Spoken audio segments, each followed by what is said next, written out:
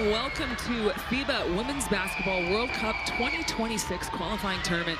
It is game day 5 of Group A, and the Philippines taking on Colombia. And the Philippines bring a young, energetic group that continues to gain experience on this international stage. For Colombia, although it has been a bit of a challenge for them this tournament, their presence here marks an important milestone for this program as they continue to grow and gain experience, exposure against top competition. And that was our schedule for today. We still have 2 games after this one. And the standings right now, France up top, undefeated 4-0, Germany, Korea, and Nigeria. Those top 4 teams have already qualified, punched their ticket to Berlin, which will take place later in September. And my name is Kristen Mann, and alongside me is my partner in crime, Mark Mills. How we doing on game day 5? Yeah, I'm excited for game day 5, right? We've seen these teams an awful lot in the past week, and one thing I would say about both teams we're going to see in this first game of the day is they are both far better now than they were when they arrived. They've both made big leaps forward, and to a certain degree in these rising programs, that's the point of this qualification tournament. It is to give them the opportunity to grow and to develop. From Colombia's perspective, offense is where they've struggled. They are the lowest scoring offense in the competition. That said, they were able to get 57 against Germany in their last game out. Key for them today, though, offensively, is they are going to have to make their size advantage pay. The likes of Paz and Gonzalez, they have to deliver now. They have to put in big numbers, both points as well as boards. And then defensively for Colombia, they're going to have to stop that dribble drive. They're going to have to try and slow the game down and potentially keep the Philippines a little bit further away from the basket than some of the other teams. Yeah, absolutely. Their last game 2 days ago was by far their best. I thought they did extremely well trying to establish position inside, and I think that's going to be a key for them this afternoon. As for the Philippines, who are now getting introduced, we've seen them a lot. They can score the basketball. They like to play with pace and energy. How important is the tempo in a game like this versus a physical Colombian team? It's vital. You know, Philippines are very clear. They've come to outscore teams. They've almost ignored the other end of the floor, so they've got to come out quick. They've got to try and make this game high-paced, broken play style of game. Biggest question I have is, could today be the day that they keep a team below 100 points? Which is a mad question at this kind of stage of a tournament, but that could be the kind of game changer here for the Philippines defensively. If they can keep Colombia below 75, I think they've just got too much natural firepower not to win this game.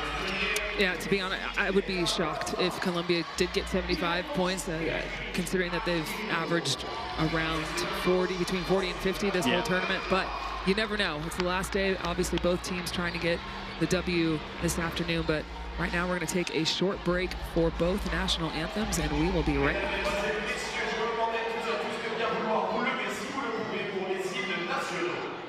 Ladies and gentlemen, please rise if you're able for the national anthem. First, the national anthem of Colombia.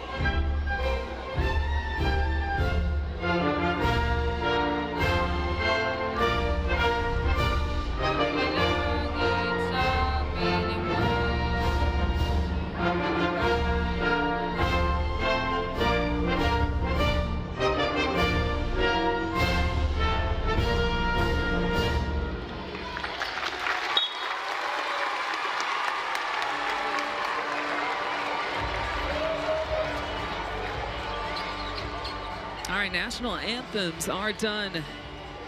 Teams and coaches meeting at center court, exchange gifts. And once again, Mark, we forgot to bring gifts for each other. Oh my goodness me. I think I will go get you a donut from... Yeah, I was going to say, I was going to go get you something from the caterer. All right, referees for this afternoon. We got Julius Guzman from Puerto Rico, Paulina Gajdosz from Poland, and Jean-Sauveur Ruhamiriza from Rwanda. They will be taking care of us this afternoon. And the starting five for Colombia, we've got Paz, Rios, Martinez, Munoz, and Gonzalez.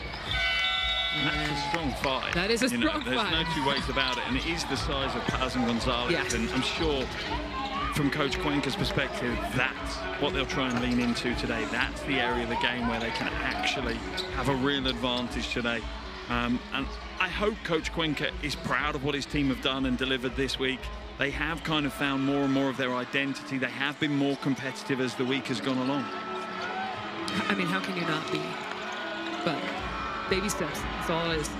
For the Philippines, the starting five, Bernardino, Montejos, Ozar, Berberabe, and De La Rosa. And this group, it has been really fun to watch over the week. Yeah, absolutely. If you're a neutral, watching this Philippines team play is a joy to watch. And there's plenty coming off the bench as well. Dignadice, Sugapong, Pastrana, Serrata. There's plenty that's going to come off the bench and continue to deliver for Coach Aquino. And a coach that has demanded a lot of his team this week. He has set very high standards for this team, and I think he'll be relatively happy if they are able to get the win today.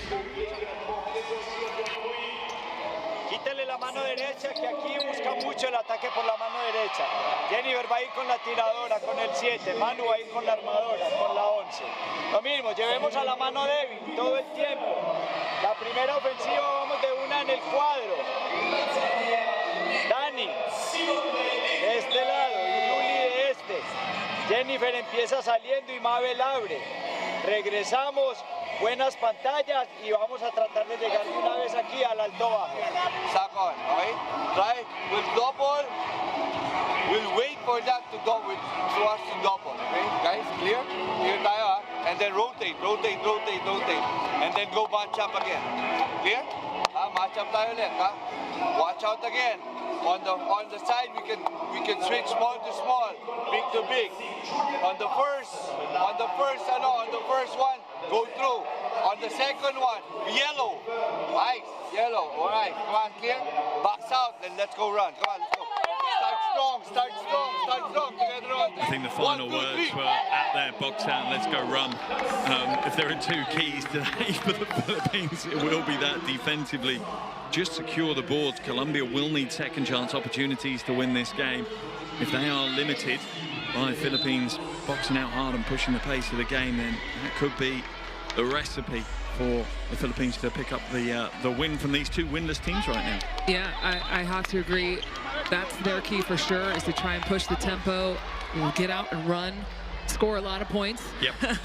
and what would you say the key for, or keys for Colombia would be? Literally the opposite. Yep. Slow the game down. They just need to put Philippines into the half court on both ends. Yes. On both ends of the floor, just slow it down. That will bring your bigs into the game and maximize the advantage that you have with that. Moments away from tip-off, folks, and both teams still chasing their first victory of the tournament and hoping to end the week on a strong note. And we are off. Welcome, everyone. FIBA Women's Basketball World Cup 2026 qualifying tournament. And the Philippines winning opening tip. Three-pointers off the mark for Bernardino. And Rios sprinting down the floor, kicks it out to Munoz. They go inside to Gonzalez, but Philippines come up with a steal and a breakaway layup by Ozar, and unfortunately can't finish. And now Rios will slow it down here.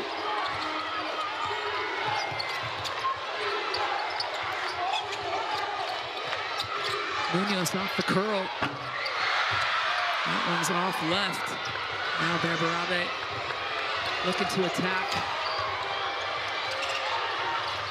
Finds De La Rosa, goes underneath and off the glass and in. And that is a smart play by De La Rosa. She's in for another tough day today as one of the only true bigs in that Philippines roster. But going to the reverse, not taking Paz straight on, is absolutely the right call. And a turnover by Colombia. I think it was a carry on Rios. Yeah, and you haven't seen it as you see the replay. De La Rosa doing the smart thing, using the foot speed she has to get the score, but you didn't see it. Martinez for Colombia just saying, slow it down, calm it down. Go inside to De La Rosa. She has the mismatch, goes up, and fouled as Munoz goes down as well.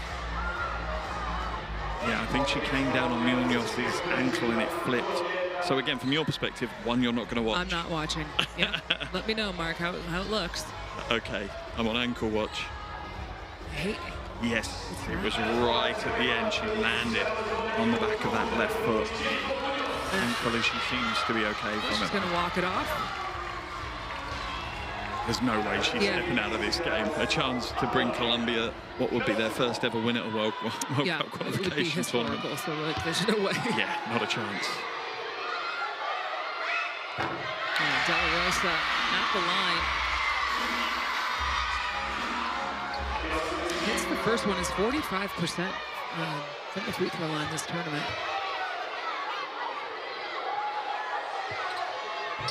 As she goes 1 for 2, and Martinez with the rebound. You get it to Munoz. Try to go inside to Paz. Kicks it back out. Now she's going to use the screen from Paz. Munoz short on the 3. De La Rosa to bring it down. And bringing Paz up for that high screen is a bad idea for Colombia. De La Rosa lines one up and gets the first 3 of the afternoon. De La Rosa picking up where she left off. She had 26 in that last game. And Rios picks up her dribble in the corner. There is a reason why that part of the court is called Coffin Corner. Very dangerous. You are absolutely offering yourself up, but De La Rosa, and that's a big play for the Philippines because that now is going to draw Paz away from the rim. In fact, so much so she's had to head to the bench and Vente will come in a place. And turned over by Gonzalez. She tried to get it in. And another turnover for the Philippines. Yeah, Ozar's had a bit of a tough start to the game. Missed that open layup. Now a turnover.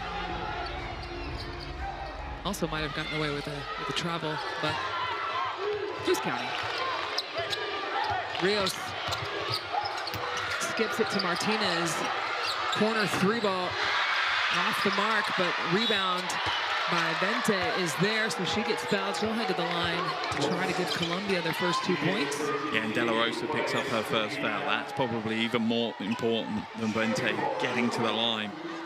If they can stack up some early fouls in De La Rosa, then that makes the game inside an awful lot easier for Colombia.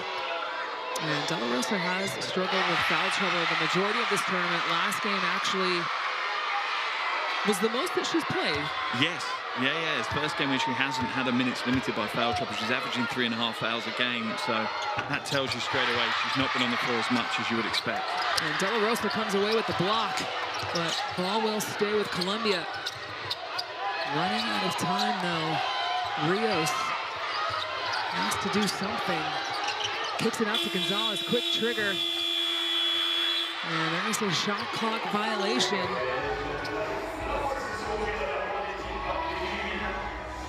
There's that block. She's averaging quite a few. She's averaging what? How many blocks is she averaging? Do you know? I feel like 1.5.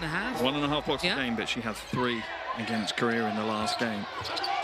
A player that's, again, one of the ones that's really developed across this tournament. 22 years of age. She's going to have a long career in the national team. Berberabe falls down, bodies on the floor. Colombia trying to keep it alive, but again, they have to get it off, and they will not. And obviously, people will say going into this game, there's no qualification, there's some ranking points. Tell me this game doesn't mean something to these players. Seriously. You're 5 games in 7 days, and you are launching your bones at the floor just for an extra possession. There were at least 4 players on the floor for that possession. Absolutely. So 4 turnovers right now for Colombia, 2 for the Philippines, and now another turnover for Colombia as it was taken away. And the jumper is off the mark there for Berberabe. Now Munoz for Colombia. Over to Gonzalez. Drives. Looking for an open teammate. Cannot find. Has to heave. And Berberabe will bring it up the floor now for the Philippines. Berberabe does have the mismatch right now versus Gonzalez. Not sure if she noticed. But Ozar turns the corner. Finds Pontejos.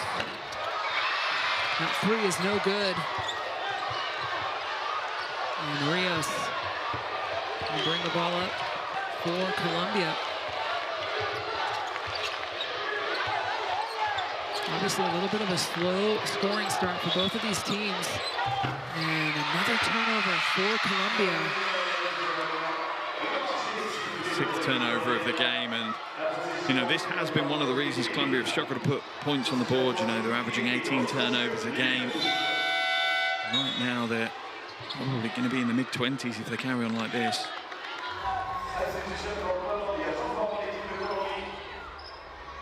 This is a nice change for me, though. I think this will bring more energy and more purpose offensively.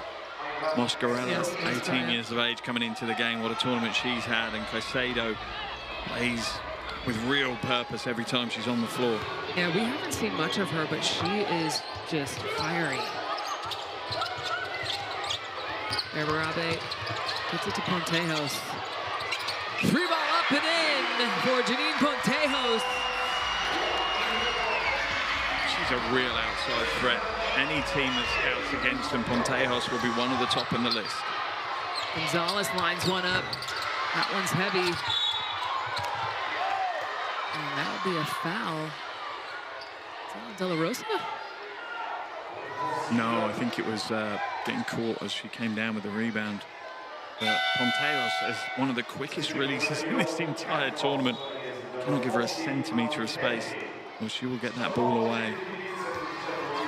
Worrying times for Colombia right now. 4.5 minutes in and 0 field goals. You know, their offensive troubles continue. Yeah, and we talked about this last game. They started going inside. They tried to establish their position in the interior. And I'm not really sure why they've gone away from that. It worked for them so well in their previous game, but only 1 point in 5.5 minutes. Oof. All right, so ball on the side now for the Philippines. Giving it to Bernardino. Now Sugapong.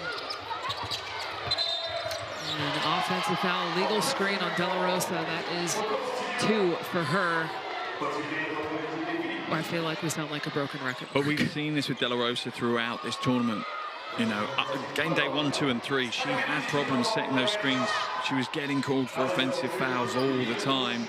They seem to have disappeared a little bit game day 4, but kind of reared its ugly head again now and causes Coach Aquino potentially some rotation problems. Munoz from 3. Not this time. Moscarella with the rebound. Misses, but another board for Colombia. And Gonzalez will head to the free throw line.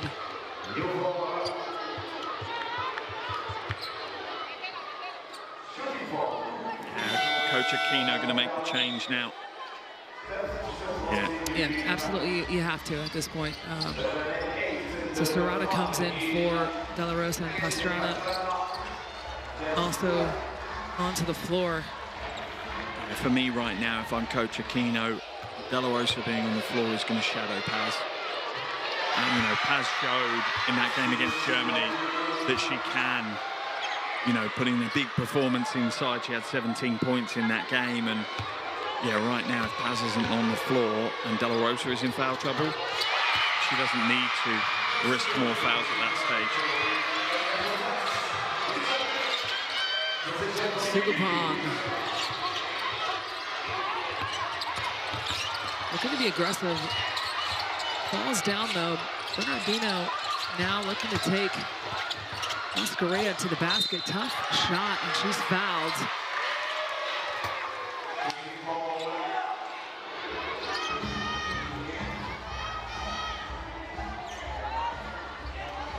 So that'll be Mascarella's first. Bernardino now heads to the free throw line. Bernardino, a real leader in this team, has been all week. She kind of set the stall out in game day 1.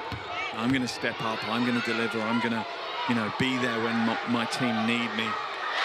And from a size perspective, she's undersized in every battle she goes up against at both ends of the floor, but doesn't step back, not a centimetre from those challenges, and that certainly inspires her teammates. 1 for 2 from the line, but the O board is there for the Philippines. Pastrana looks to attack. Ooh, might have gotten away with the travel there. And that shot is off the mark.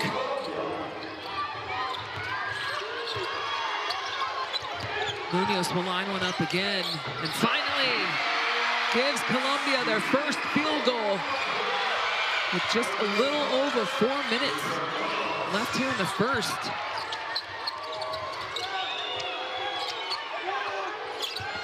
Bernardino over to Pastrana, high arcing 3. That one's heavy, and Mascarella pulls down another rebound. Gets it over to Caicedo, to Mascarella, deep 3. That one is way off. Bente, though, fighting over to Munoz. Now Gonzalez will try up and under. That one's off the mark again. And now Ozar coming the full length of the floor, looking to be aggressive, and pays off for her as she's fouled. So she'll head to the free throw line. Colombia right now, 1 from 11 from the field, and these aren't bad shot opportunities. That's the one they've made. The other 10 have been good looks as well, but just not had the, I suppose, the nuance, the soft touch around the rim primarily. Yeah, I mean, I don't feel like they've forced any. They've done the right thing. They've taken, they've taken the open shots. They're just not going in. And they've got the ball to the bucket. These are high percentage opportunities, but right now they're shooting them at a low percentage.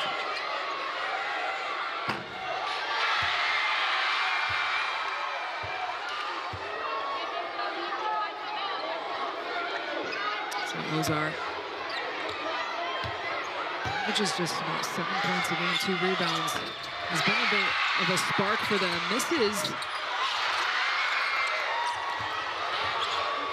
And now Caicedo looking to attack baseline, dishes it off, but somehow gets it back into the hands of Caicedo. She's gonna pull, and wow. What a jumper from Caicedo. I'm amazed we haven't seen her more in this tournament, averaging under 7 minutes a game. Every time she's been on the floor, she's at least disrupted the game. And Pastrana will try again. That one's heavy. Bente with the rebound, and Caicedo now looking to push.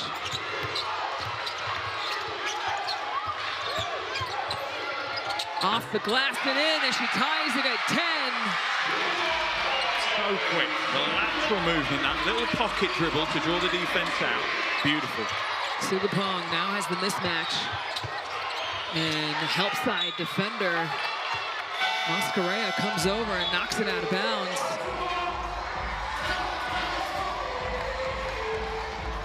It's a great help side read from Mascarella. Nice little block. Look at this take. She is the smallest person in this tournament, in the all 4 tournaments, actually. Yeah, across all 4 World Cup qualifiers, she is the smallest player. Just 161 tall. Sugapong is fouled on the jumper. And I like that from Philippines' perspective. They made sure that she received that isolation. Everyone went to the weak side and got out of the way, and Bente was kind of offered up on a plate for her to attack. Yeah, and Sugapong she's had the first couple of games were really went really well for her. Obviously very capable to attack and create for herself, but also for others. The last couple of the games, she's kind of looked a little bit tired. I think it's been a very long season for her.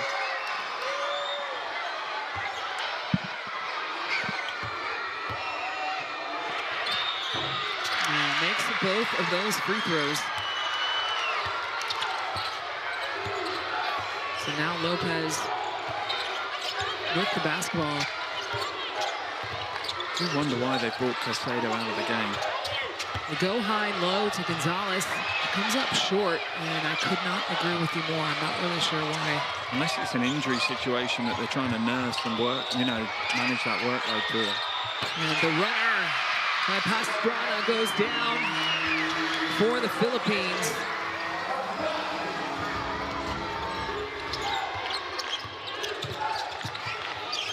Lopez wide open. She's going to take a little mid-range shot and adds 2 more, makes it a 2-point game.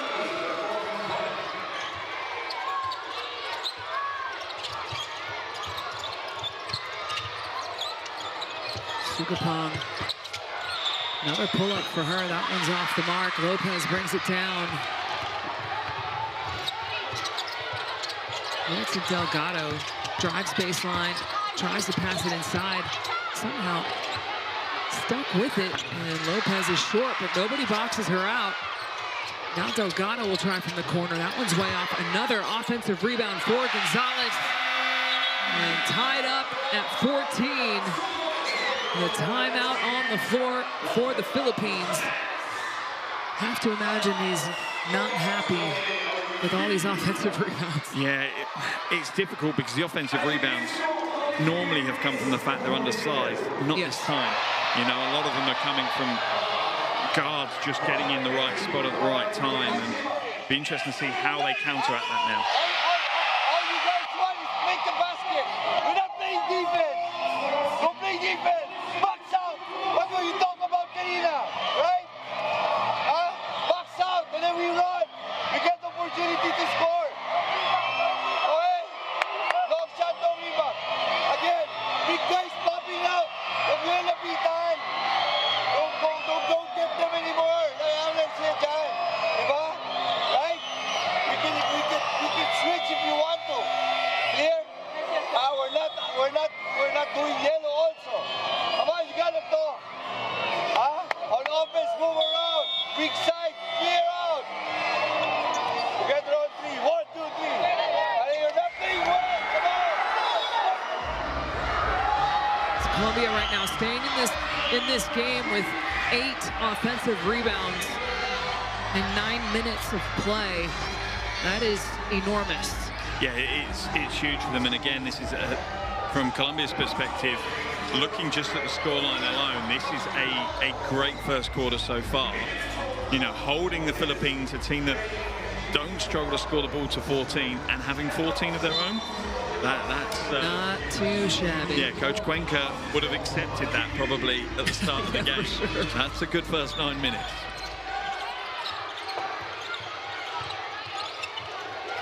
Pastrana takes it out to Sugapong. Almost loses it, but Serrano picks it up. Shot clock winding down, little spin move, fading away. Not this time as Lopez brings down the rebound and will bring it up the floor for Colombia. Go inside. Somehow ends up in the hands of Delgado. That 3-ball is heavy. And a big rebound now for the Philippines. Sugapong, not sure if she sees the time on the clock. There we go. Dignadise wants to pull things out. Now she's going to attack. And almost stolen away. Pastrana has to get it off. 1-footed 3. That doesn't go. The O board will not go as well, but all tied up here.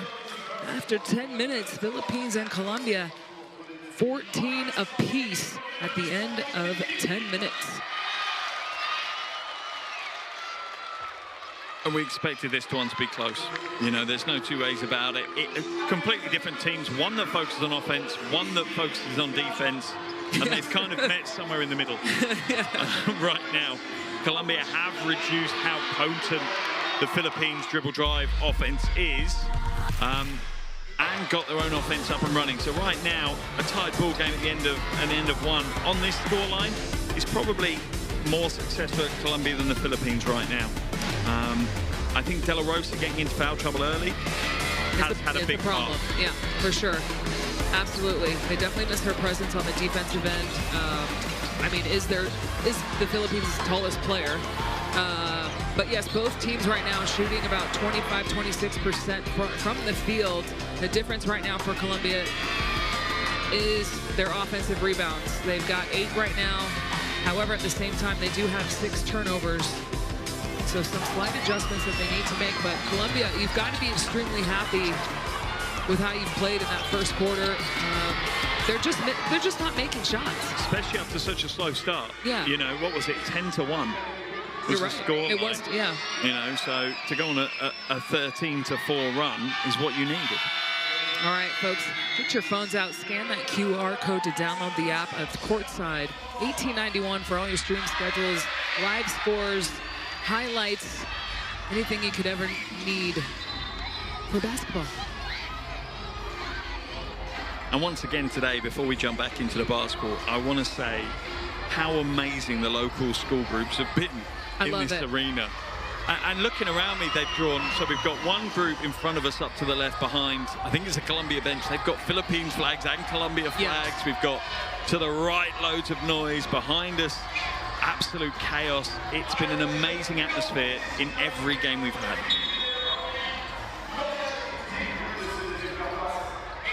All right, second quarter underway here. All tied up between the Philippines and Colombia. And Munoz knocks down another 3. And Colombia now in front, 17-14. Barabe turns the corner. Ozar will try to respond. That one comes up short. And Ozar will get the loose ball. Now Pontejos, quick trigger. Off the glass and in. Oh my God. And by the smile on Pontejos' face, I'm not sure that was meant to go off the glass. But at this kind of game, when you're desperate for that win, both teams, then you'll take any bucket that comes your way. Nice no-look pack inside to Lopez. She can't finish. And De La Rosa pulls down the rebound for the Philippines. And it's a big few minutes. Pontejos. Just pause my comment there. It's a big few minutes with De La Rosa now. Can she stay trouble-free on the fouls? She has to. Now Barabe in the key. Gets the little mid-range to go. Yeah, I couldn't agree more. Even the previous possession on defense, I felt like she could have been called for a foul. And an 8-second violation called on Rios. Oh, man. We've seen that twice this tournament now. Yeah, we have. No pressure, just casually bringing the ball off the floor and just not paying attention. Yeah, just a lack of awareness as you're bringing it up.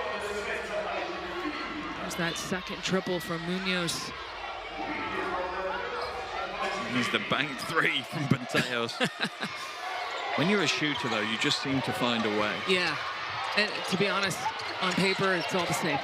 That's true. The box score doesn't say whether it was banked in accidentally.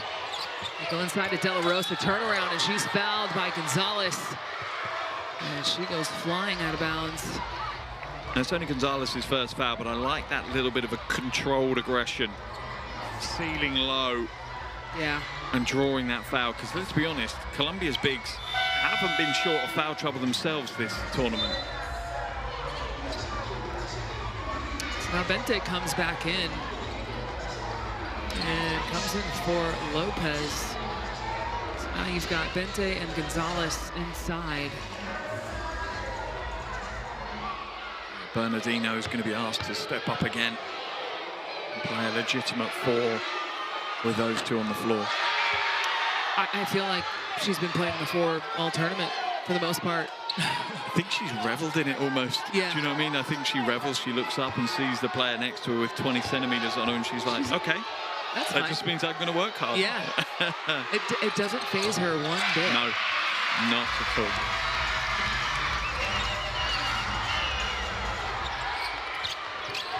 Rios over to Gonzalez, wide open, lines it up.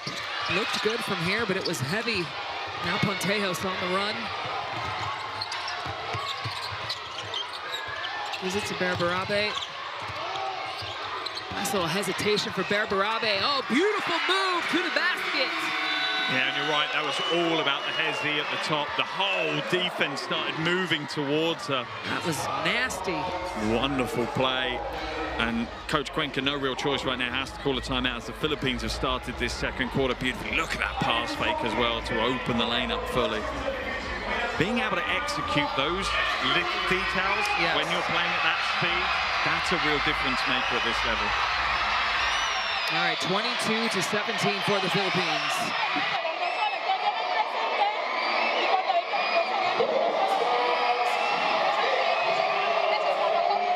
Vamos a meterla fácil después, las que nos dejen debajo del aro, vamos a meterlas todas las veces.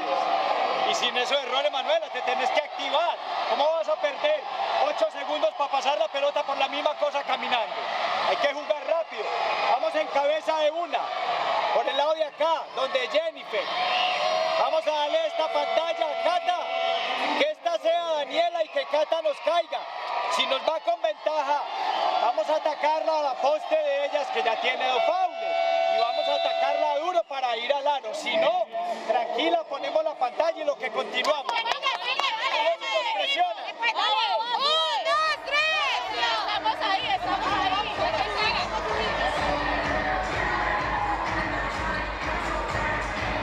The Philippines will be very happy with how they've come out in the first 2 minutes of this second quarter. And they've come out, again, making the game a Philippines game. You know, 8 points in 2 minutes, this pace. It's dribble drive primarily, creating space on the perimeter as Colombia's defense has had to collapse. And once again, it's the South American team that are now going to have to adjust. Munoz over to Gonzalez. Looks like they're trying to post up Bente, a low block. Munoz attacking. Ball gets deflected out of bounds. It will stay with 7 seconds on the shot clock. I think Munoz was trying to convince the official he came off a foot to try and get a fresh 14. Munoz, corner pocket. Steps out of bounds. Out of bounds. Yeah, she knew it as soon as she caught the ball. Just got her positioning wrong. We've seen quite a few players step out of bounds. Weirdly in that corner. Yes. You're totally right. Weirdly in that corner, that seems to be the spot where they're misjudging. And so 9 turnovers now for Colombia. De La Rosa looking to go to work versus Bente. Nice little spin off the glass and in. This is not the De La Rosa we saw game day 1 or game day 2. This is a far more advanced and subtle player. I liked how patient she was in the low block there. Rios finds Bente. Bente is fouled. Coach Aquino was not too happy about that call. He was doing a little hoppy dance on the side. Coach Aquino is like one of the coaches I had when I was playing when I was younger. You didn't want to be on the bench because whatever mistake was made on the floor, he took it out on you. Yes. And Munoz scores from the out-of-bounds play. She's got 8 points now. Berberabe kicks it out. Pontejos, quick trigger. That one goes around and out. Rios, Gonzalez. Back to Rios. And Rios will pull in the foul. And again, it was the patience from Rios there. She waited to see what the defense were going to give her. and then made a choice, rather than rushing anything, rather than being drawn into taking what the defense wanted her to take, which is probably a dribble drive again, or to keep the dribble alive. Just takes her time. Good composure.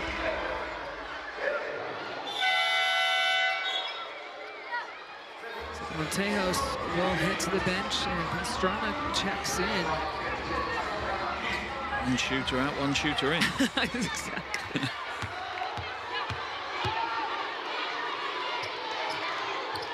So Rios makes it a 2-point ball game. And again, both of these teams in search of their first win. Pastrana steps into the shot but misses. And Rios looking to push. Find Munoz wide open for three. And she probably should have just taken the first because called for traveling. It's turnover number 10 now for Colombia. I think it's one of those situations where you know where you want to get to because you're seeing where the defense is going, and you're kind of skipping some of the stages of that offense to try and get to the final spot as quick as you can.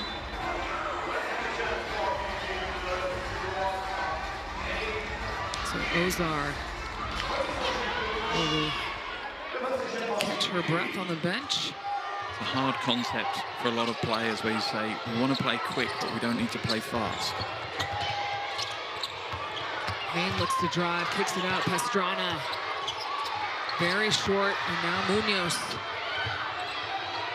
Slow things down for Colombia. Yeah, I always loved the expression, be quick, but don't hurry. 100%, 100%, and that's basketball in a nutshell. Munoz will try, and she's fouled on the three. That's on Sarah Hayne. My fellow Gaucho. What are you doing? You don't foul a three-point shooter, kid. It's okay.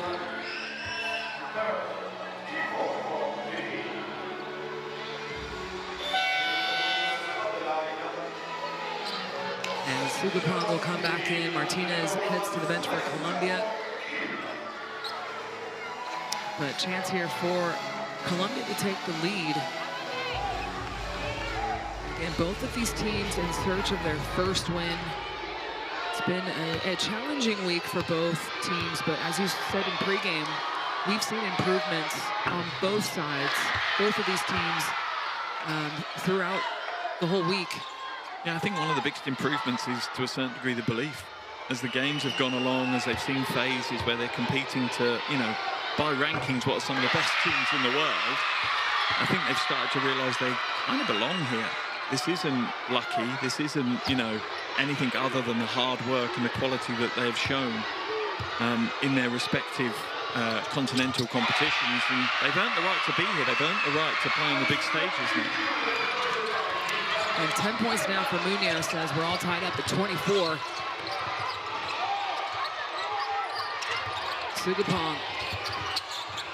Nice little inside pass to Pastrana. She can't finish. Big monster rebound and put back for Casey De La Rosa. Oh, just a big one-handed rebound. Just looked strong and controlled as she went up for that one. And she's got 11 points now. Rios, beautiful take with the right hand. And that's a smart play by both Rios and by De La Rosa. De La Rosa, you could see, I'm tempted to go across and try and swat this one, but realized she wasn't going to get there in the time needed. Pastrana over to Sugapong. Shot clock winding down. Sugapong looking to go one-on-one. Little up and under is really short. And that goes out of bounds. Will go back to Colombia. I think that's one of those shots from day one when you've got a little bit of spring in your step. That one goes in, but by day 5, by game 5, not quite the same level of elasticity in those legs. Rios. They go inside to Mascarella, left wide open. Not really sure how Pastrana ended up on the floor, but 2 points for her. And Colombia now with a 2-point lead.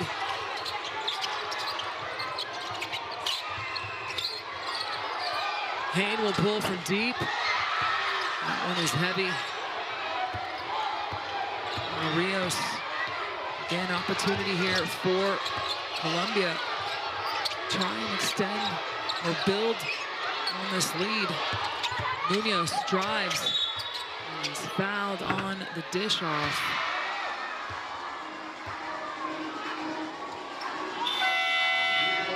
So substitutions coming in for the Philippines.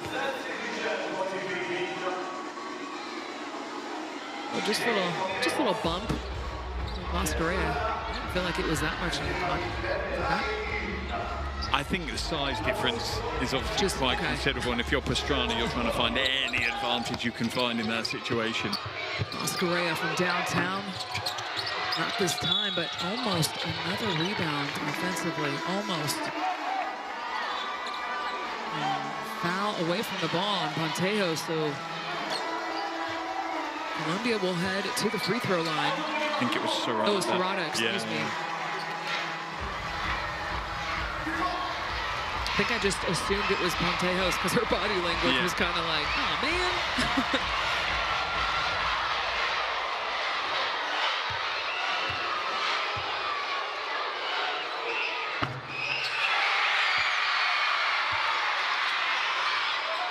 And the captain now with 11 points for Colombia. Make it 12. Leading all scores right now. Yeah, and that's a joint tournament high for her. She had 12 against France as well, so she's having a big close to this tournament. La Rosa hands it off to Sugapong. She's going to pull from behind the handoff. Can't get it to go. Pontejo's way off. And two Filipinos. Sprawled out on the floor, right? Taking a little rest. I love how hard they're chasing down that offensive glass. The issue they've now got is because they're in the foul trouble, they're just allowing Colombia, a team that struggles to put the ball in the basket, to walk the full length of the floor and actually have a couple of free throws. You're right.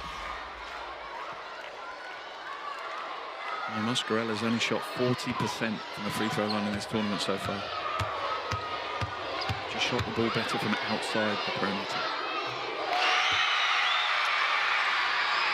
Well, a good sign is that she just made her first one. That always helps the confidence. The opposite of the commentator's curse. The commentator's blessing, that one.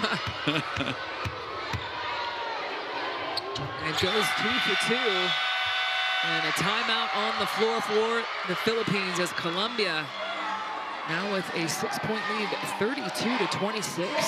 You know, and I said keep Colombia below 75, and I think Philippines can win. And right now, the Philippines are not on track to do that. And that is a problem. Sumaya at saka Janine. Janine, huwag ka pa pa. Ako nga lang ha. Sige, go. Instead of you coming out here, Steph is gonna come here. Steph is gonna come here and make this pass. Okay? Make this pass. Yeah. Pag wala, nothing happen. Apple go out. You go here for Sumaya. Right? For Sumaya here. And another one here. Sumaya, you got another one. April, Angel. Stay first there. Pag wala ka dito, April, go out. Doble tayo dito. Then another pick, Angel, para kay Janine on this one. Together on 3, 1, 2, 3. And Colombia offensively have looked strong, more confident as this tournament's gone on, and that's gone to another level today. Absolutely on track for their highest scoring game in the tournament. And right now, the issue the Philippines have is not offense, it is defense. You know, you have to take some of this confidence away from Colombia. Well, to be completely honest, Philippines have struggled defensively all tournament, averaging, what, getting up 100 points? 108.5 points. 108.5 to be exact. That is tough to win games. Sugapong finds Bernardino, who cuts to the high post. Kicks it out to Bear Barabe. One-footer floater. Not this time, but Serrata tried to keep it alive. And a foul from behind, 90 feet away from the court, or from the other basket, excuse me. And now Colombia will go shoot 2 more free throws. And that is becoming quite problematic, as right now a third of Colombia's points have come from the free throw line. And they have not been shooting alone from the free throw line all tournament. This is...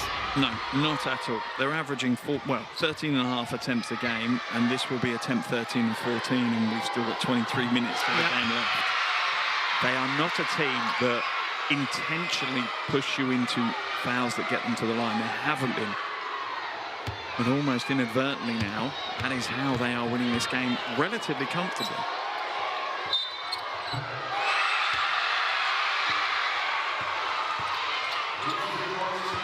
All right, Colombia now with their biggest lead.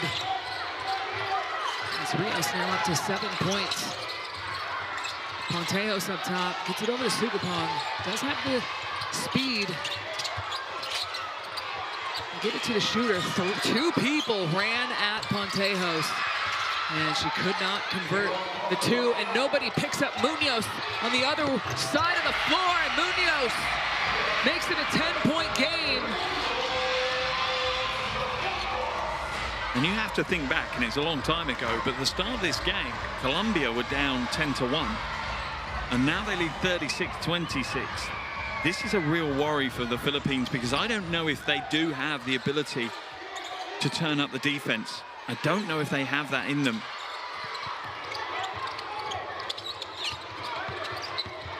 Sugapong is short, but a foul on the play. So she'll head to the line.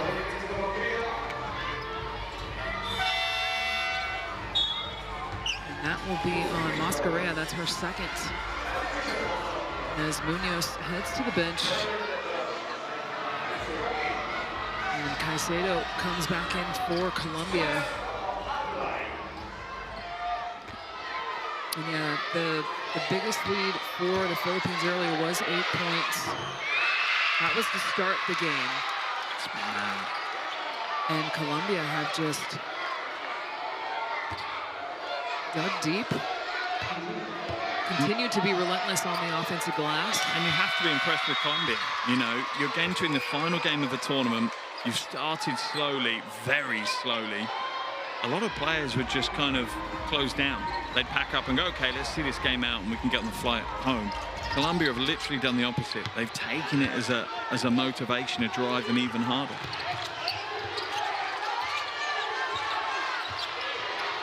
Martinez, Gonzalez, go inside to Vente.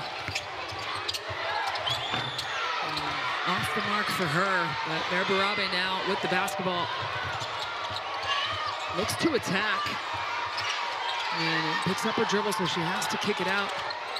Ball goes over to Sugapong. Turnaround is good for her. And a timeout on the floor for Colombia as they are hanging on to this lead, 36-30. And the Philippines aren't changing the way they're playing it. No. You know, it's a 4-0 run that's cut that Colombia lead down to 6. They haven't upped the defensive pressure, as you see from the breakaway too. They are still in a game of, we will just score more points than you. We're not going to slow you down. We just know we'll score more than you. And it really is a high-risk bet that they're placing. Dani está fácil adentro otra vez. Vamos a volver a ser directa, pero en el lado de Valentina para que ella nos quede afuera. Dani cae, amague, espere que se quite la chequeadora y después da la bola. O si chequean muy largo, juegue con la armadora acá. Listo, y tenemos el 1 contra 1 y llegan las ayudas, extendemos. No entreguemos la ventaja, pues listo, que vamos a acabar. Vamos bien, vamos. 1, 2, 3, Colombia.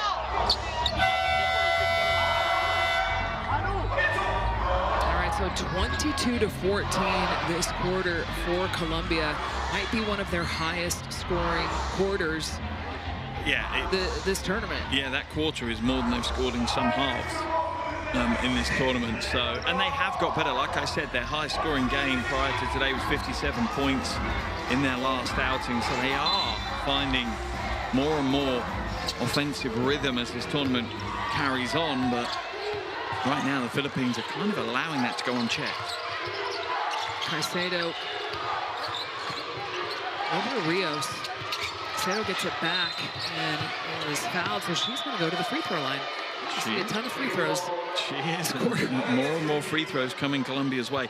The problem I have right now is they don't need to commit. Berberabe jumped into a passing lane, made a gamble, and you're making a gamble against a team that aren't scoring easily in the half court. You don't need to.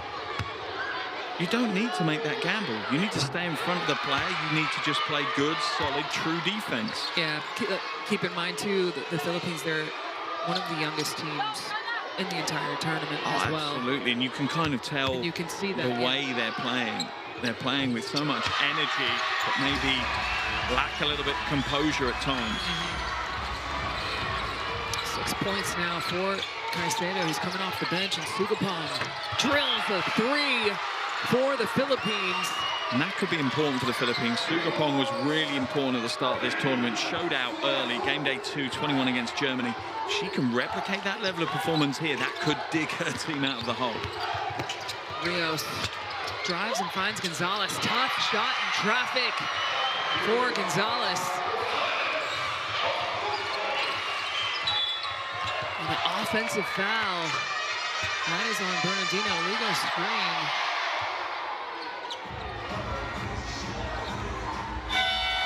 Another look at that. Just a turn of the shoulder. So now De La Rosa comes back in.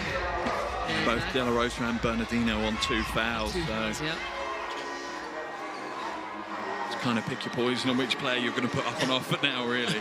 But De La Rosa has to be smart. She just has to provide that straight up and down rim protection and box out. That's it defensively, no more. Lopez for Caicedo. Almost. She's got to drive. Shot clock winding down.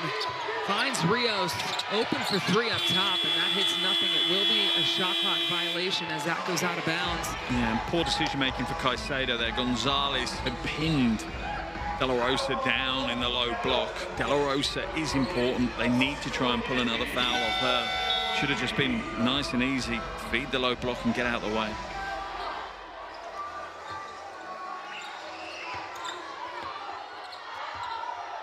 Berabe hands it over to Ozar. Ozar driving, kicking to De La Rosa, and a travel.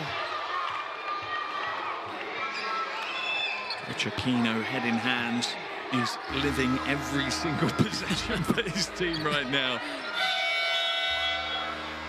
That is the coach's sacrifice, right? For sure.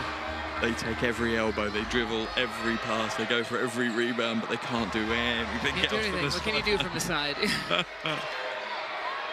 right, so Munoz checks back in for Colombia, is leading all scores right now. Have to imagine they're going to try to go to her in this possession. Rios. Slight differential. Shot clock and game clock. Give it to Lopez. She's going to drive and gets blocked from De La Rosa. Plenty of time here. Sugapong tries to hit a 3, but off the mark. That goes out of bounds. And that will do it after 20 minutes of play. 40 for Colombia, the Philippines 33.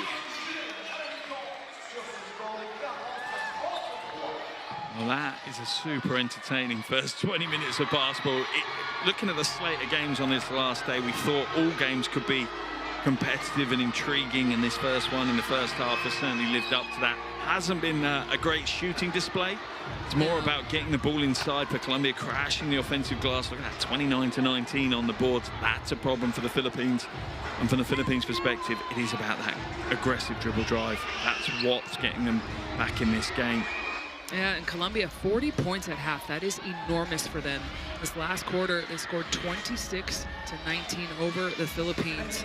And this is a team that we've seen all week, 4 previous games, really struggled to get any offense going. And we talked about maybe not even really knowing what their identity has been, but I would say over between last game and this game, just huge improvements scoring the basketball. Yeah, big steps forward, and again, I think there's a belief about what they're doing.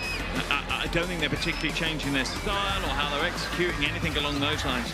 It just feels like Colombia now are starting to realize that they can put the ball in the bucket, that what they're doing is effective. They do have scorers on this team that they can lean on.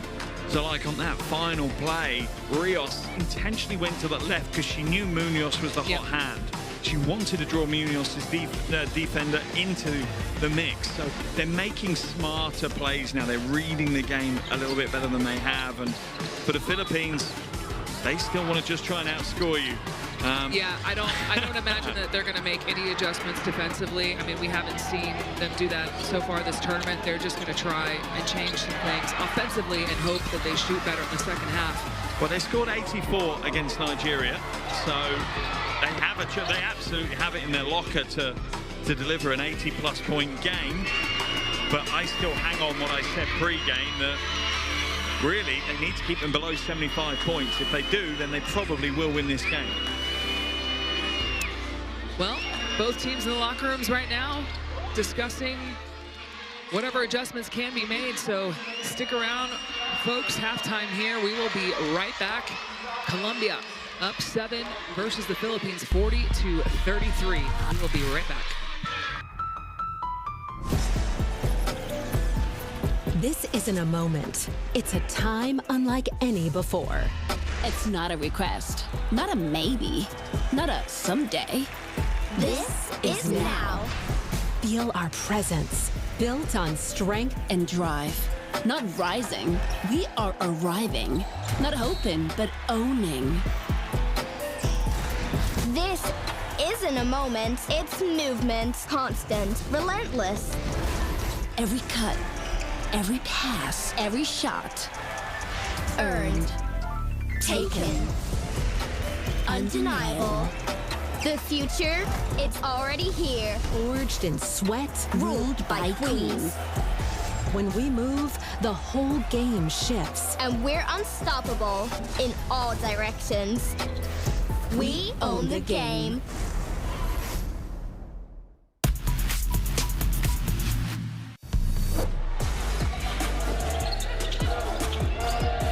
And stolen away from Okonkwo. To go all the way and kind of lost her footing. What a crazy shot. How did she get that to go in? Oh my goodness.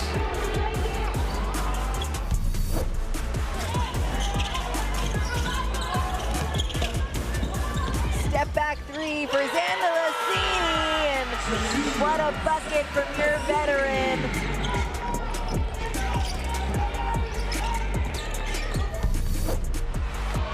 Checker Berger going up against Melbourne. Oh boy, that was classic Checker Turgut. That was classic Checker Turgut. I agree.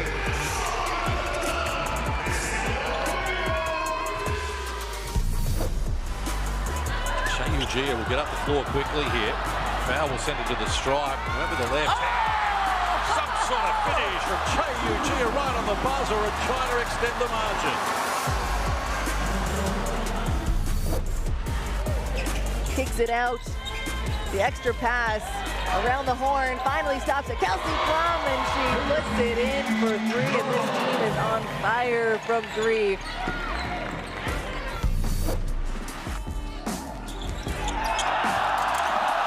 Nice play. How about that from 1 seat?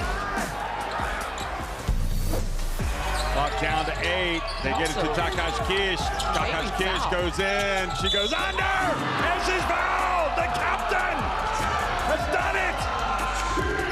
Unbelievable.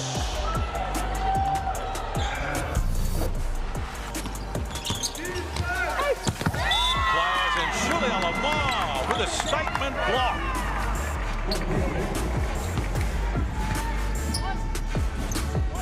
How about that from the starting point guard?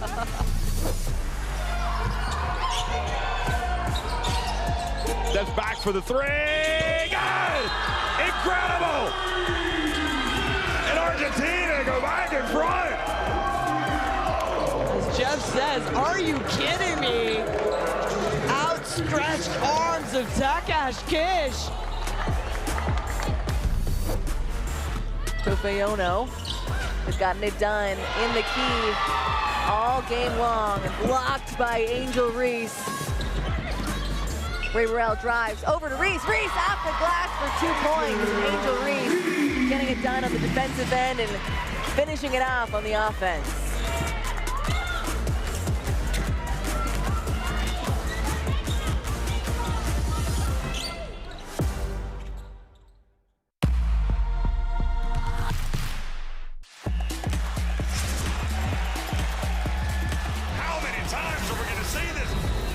Are you kidding me? Papa Nicolau says, give it to me. I'll go tax the closeout, beat Bruno inside. Fills it up.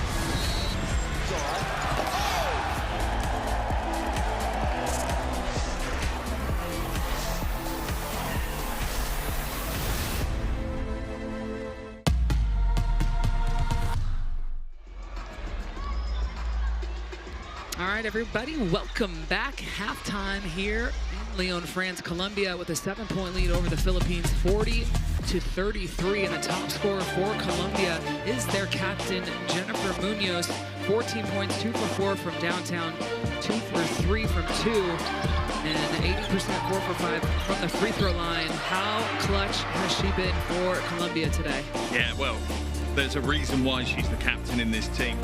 She's come here with a point to prove in this final game. She's leading by example, and her team are following that lead. No two ways about it. She's had a hot hand. She's shot the ball well for her 14 points. It's a tournament high for her, and we're only at the halfway stage, so it's a very, very important performance. But zooming out a little bit from Munoz's performance, this isn't necessarily about a higher efficiency from Colombia in that first half. They're still only shooting 31% from the field. The difference is they're getting more shots because they're turning the ball over less. They've almost been turning the ball over 20 times a game. First half, they've only turned it over 5 times. 10 times. 10 times, but they... Am I in the wrong place? I am. But they're having more shots. They're having more opportunities. So the percentages don't become as important as they would normally for them. And Casey De La Rosa for the Philippines. 11 points for her, is perfect from the field. Has missed 2 free throws, but she's so important for this team. They need her on the floor, does have 2 fouls. So how important is it for her to not pick up that 3rd foul? Vitally important, and the thing that I love is that she's realized that. You know, earlier in the tournament, she didn't read the game and how much her team needed her to stay out of trouble. The last couple of games, she's read it so well, and look at that footwork. She's waiting for the defender to tell her where to go. She's not going, this is my move, I've already made my mind up. Yes. If it's a charge, it's a charge. She's waiting to feel the defender, where is she giving me space to operate, and then executing perfectly. And she wasn't doing that early in the tournament. And from making that step to where she is now, it is why she has 11 points in this game. It is why she had 26 against Korea in the last game.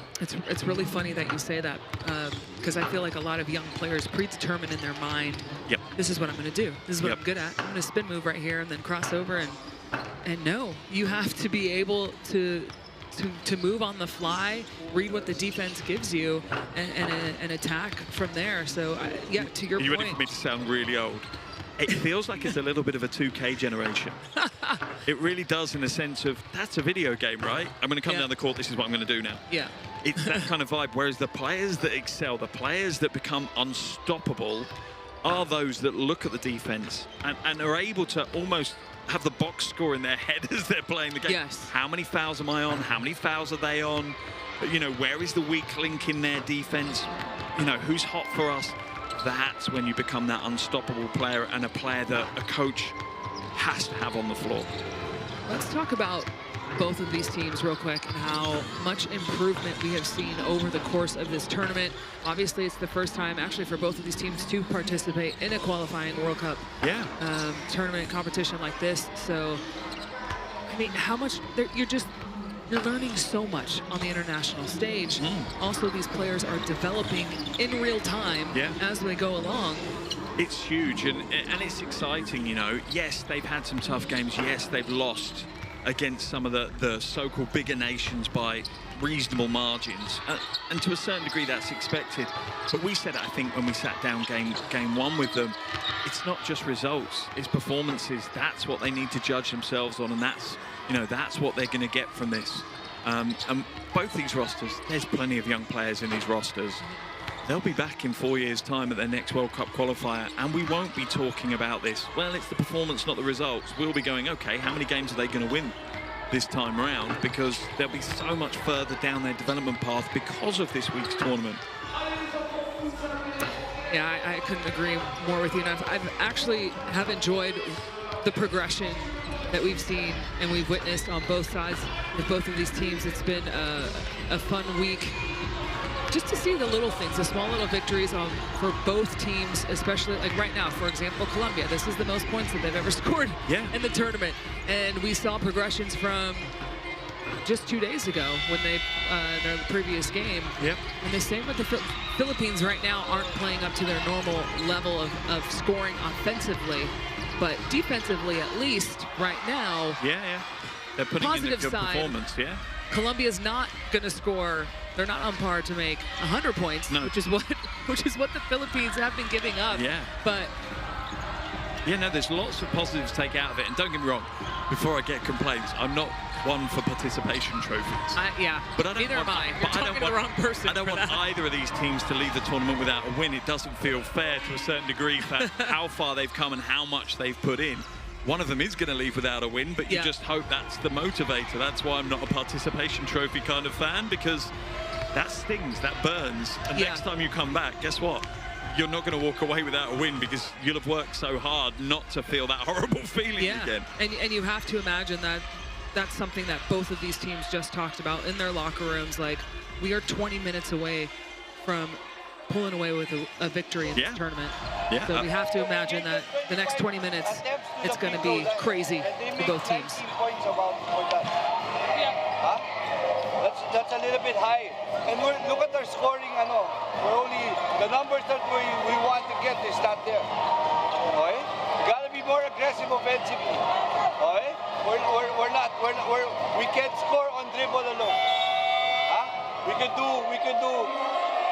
zone on 2-3 on their horns. But if not, we're gonna go push them to the left again. On our part, we could have dribble drive, April and step on top. Luna on the gilid, tsaka siya, okay? Open up, always slide. Bigyan nyo to. Para que Cata nos quede aquí, póngase bien profunda, Mayra, listo. Manu, recuerde lo mismo, si de pronto nos chequean, vuelva la pelota y ataque de una. Cuando yo mande rombo, Mayra es quien empuja el balón y Manuela viene acá. Manu, ojo, cuando estemos jugando las pantallas, como ellas nos juegan tanto, esté también por el lado de Dani pantallar para que Dani nos caiga de uno y vaya largo. Buena defensa, va a ir con la tiradora usted, ¿listo? ¡Vamos, niñas! ¡Ey, sube! ¡1, 2, 3! Colombia coming back to the floor, far more the relaxed, confident team out of the two. An awful lot of information coming from Coach Aquino there, trying to hit so many different points, and that kind of tells you how the Philippines' first half has gone for them. All right, folks, get your phones out really quickly. Scan that QR code for Courtside 1891. Stream schedules, scores, all your information that you could ever want. Don't forget, if you didn't have your phone, it's going to be okay. That will come back once again.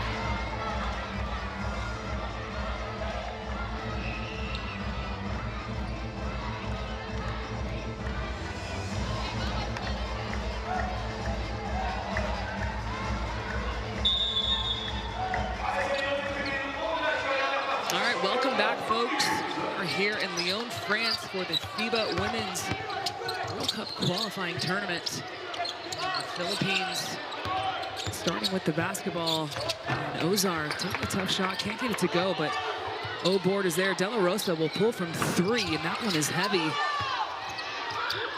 And Berberabe on the floor, trying to keep it alive, but getting into the hands of Munoz. And she just dribbles it out of bounds.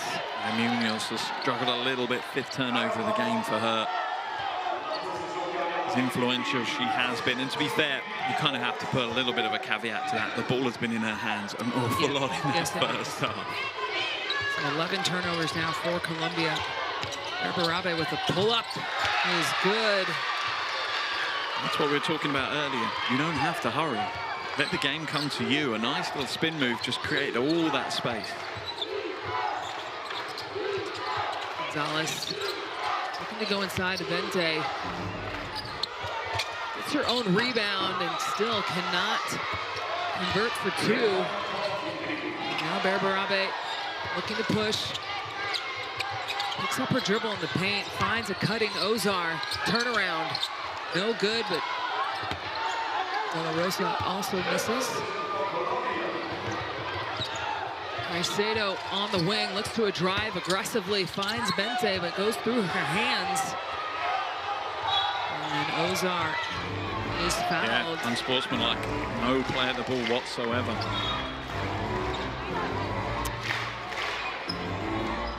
Just needed a reach for the ball. Yeah. It was a body check instead. Yeah. Going to get called every That's time. Dangerous.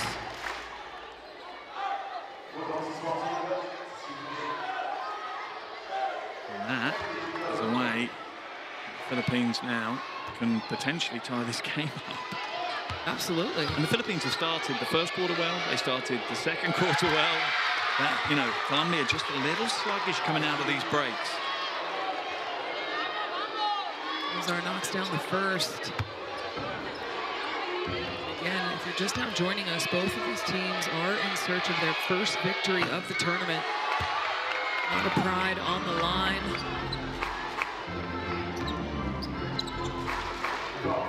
It's a ball on the side for the Philippines. 14 on the shot clock. Get it to Berberabe. Ozar. Nice little mid-range jumper. That's the mark for her, and Caicedo drives baseline. Gets it to Rios, and now Rios with the mid-range jumper is good. I do love what Caicedo brings to the floor. She makes the Philippines defense have to react. Berabe can't convert. De La Rosa, a couple of rebounds for her, but can't score, and on the steal, Pontejos, that's her third. I was about to say that's a good foul because it was only going to be a breakaway, but not if it's her Pontejos third. And not if it's her third. Yeah.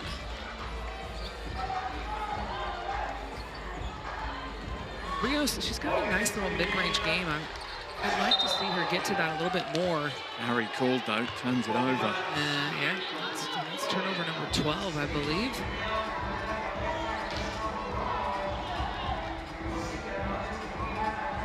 Coach Aquino must be pretty happy right now. His team's had a very bright start to this second half. And just tighten things up defensively a little bit. Bernardino looking to attack. Tough fadeaway. And Rios.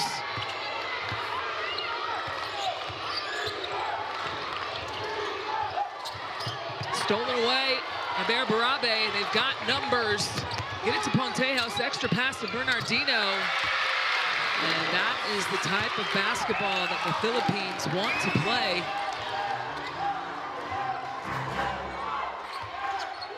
Caicedo. Goes it to Gonzalez up top. Nice little pass fake. Goes inside to Vente. And 3 seconds in the key, so another turnover now for Colombia. Yeah, Bente's really struggled to receive those passes today. As you see the 3-on-1 breakaway, Caicedo, no chance. Selfless play from the Philippines as Bernardino gets the bucket, but at the other end, Bente has just struggled. Those final interior passes, she just hasn't had the soft enough hands today. So 15 turnovers now for Colombia. They had 10 and a half. 5 turnovers in 3 minutes. Similar start to the first half, to be honest. You're 1000% correct. Bernardino, shot clock winding down, step back 3. Oh my goodness, tough 3-point shot for Bernardino, and a timeout on the floor for Colombia as they are watching their lead dwindle down to just 1 point. 42-41, Colombia.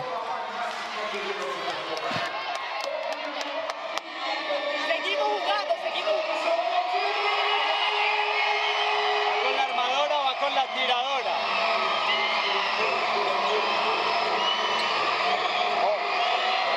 ¿Qué ha cambiado del partido? Nada del partido ha cambiado. La misma jugada, las mismas jugadoras. Entonces, no podemos coger el balón, no podemos coger el rebote, no podemos hacer una defensa, no podemos hacer nada ya. Tenga paciencia para atacar, su 1 contra 1. Cuando hagamos cabeza y reciba, espere que la zona se desocupe un poquito y hace su 1 contra 1 con tranquilidad. Y viene en el rebote.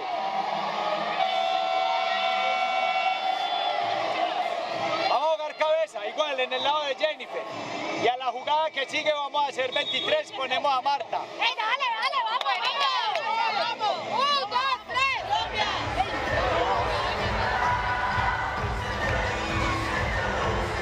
All right, there's that big 3 from Alfredo Bernardino, coming through big time for the Philippines. And the defense can't be better. There's a point where you just have to go, that's the best defense you can play. And you are lowering the percentage chance of that going in, but wow, what a shot by Bernardino.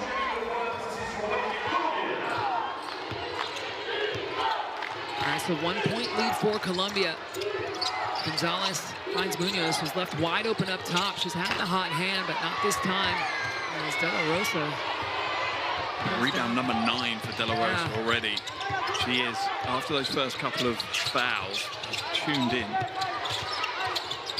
Barabe hands it off to Ozar. They go inside to De La Rosa. Beautiful spin move and hang time, but is a little bit short. Correa pulls down the board. Kicks it ahead to Munoz. Munoz is gonna, ooh, I thought they were gonna call traveling. But a foul instead. And that's Pontejos' 4th foul. For me now, this is the most interesting point guard battle as well. Caicedo against Berberabes. Yeah. They are 2 very quick, very dynamic point guards now. Bodies on the floor. Have a jump ball. Will stay. Bernardino with a cheeky little thumbs up to the official. It will stay with Colombia. And Sugapong comes in for Pontejos, who definitely has to go to the bench. He's got 4 fouls. But on that final play, that last play, I love the fact they're identifying that Bente is struggling to hold on to the ball, so they're applying extra pressure to make it even harder for him. Caicedo, shot clock winding down. Nice little floater from her, but can't convert. And it will go out of bounds on Colombia, so Philippines. Oh, a foul, actually. Never mind. Let's see if we can see here. 2-3 zone certainly worked for the Philippines that time. Just putting a bit more body into the paint, challenging Colombia to shoot their way back in. And Munoz comes up with a steal. Go inside to Bente. She's triple teamed and again can't hang on to it. So turnover for Colombia. Sugapong attacking the rim and gets 2. And now the Philippines in front by 1. They have not led since the beginning of the game.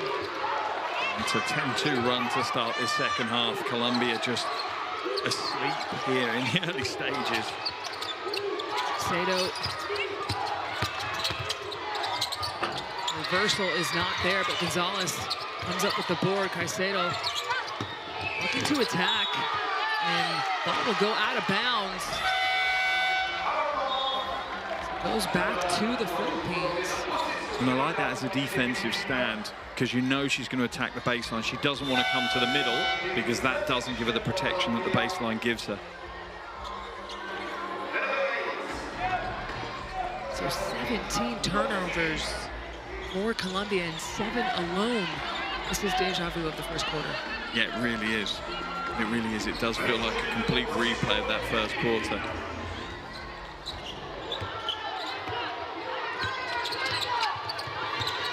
Berberabe.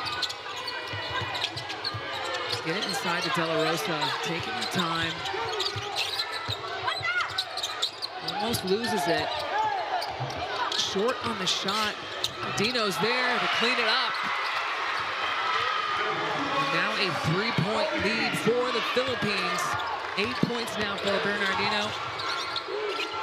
Colombia need to be careful. They can't allow this game to get out of hand before the end of the quarter. Gonzalez back to Munoz. Gonzalez lines one up. Way off, but the old board and putback is there for Mascarella. That's why she's so important, though. The size she brings, but happy to step out and shoot the three as well. Sugapong! Tough little runner there. Doing a nice job absorbing the contact. Lopez is heavy on the three. And a foul, a rebound, that's definitely going to be on Mascarella.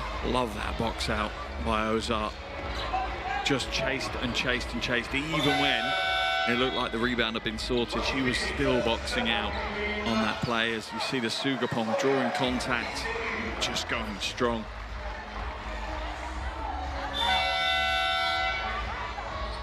So Serrata will come in for Bernardino.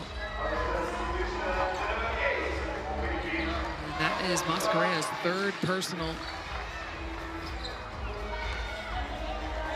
But yeah, right now the Philippines 14-4 this quarter. Turnovers have been an issue to start the second half for Colombia. They go inside to De La Rosa. And yeah, she's definitely fouled. That was a very strong move by De La Rosa. Just think back to game one when she was in the post. It was all fadeaways. She wasn't doing it was this, always yeah. little step backs, and now the aggressive play that she's leading with. So that is a different player. Yeah. If she put a different jersey on with a different number or had a haircut or something, I'd be like, all right, they've brought someone else. Because she's not playing the same basketball at all.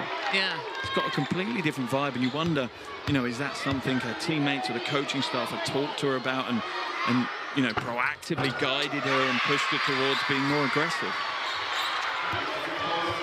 Because if they have, well done them. Well done, because yes. Unbelievable turnaround in this tournament for her. Yeah, so 13 points for De La Rosa and a 5-point lead now for the Philippines as Mascarella drives for Colombia.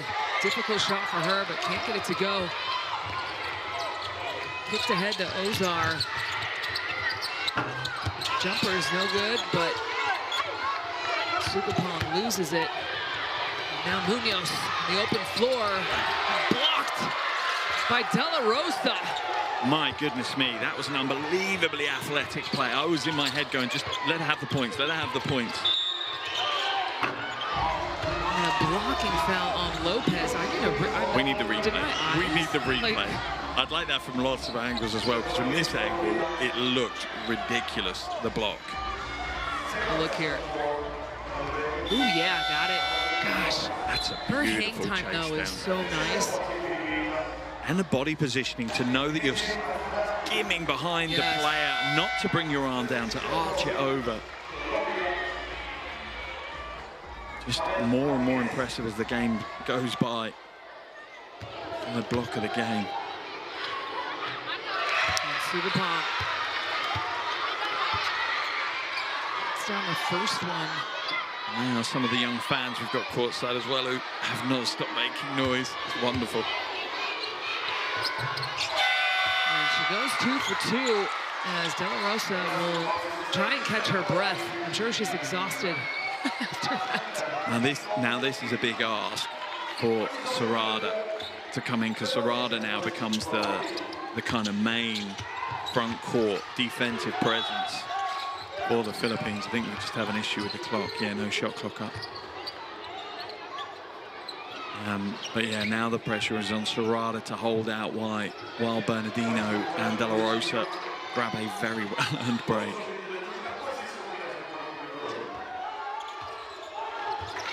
Lopez up top. Correa on the wing now. Skips it to Martinez. And that three ball is way off, but Mascarella hustles for the rebound. Tries to go up and in, but is fouled.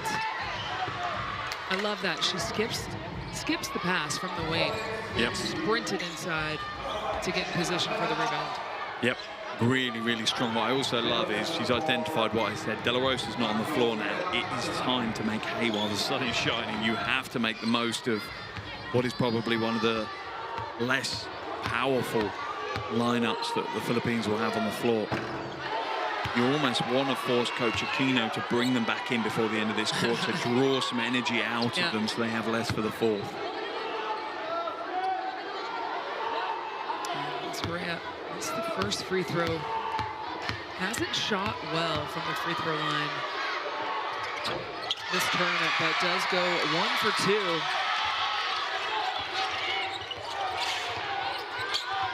Dignadise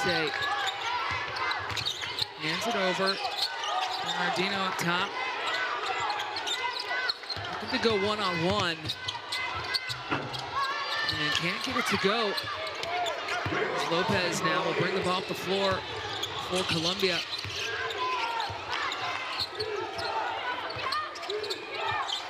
Gonzalez kicks it back out. Lopez now looking to drive. Shot clock winding down. Lopez, short corner, way off. They got to get it up. Lopez not in time. It should be a shot clock violation. I would have thought so. I don't, yeah. Maybe from our angle we didn't see it, but yeah, maybe it did graze the rim. Either way, it does go back to the Philippines.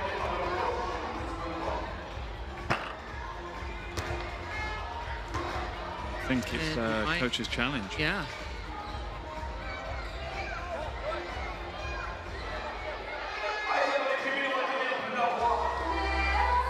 And for me, this helps the Philippines more because they get a little bit of an extra breather. Yeah. So yeah, Colombia with the coach's challenge here. Our referees will have a look at it, so let's have a listen in.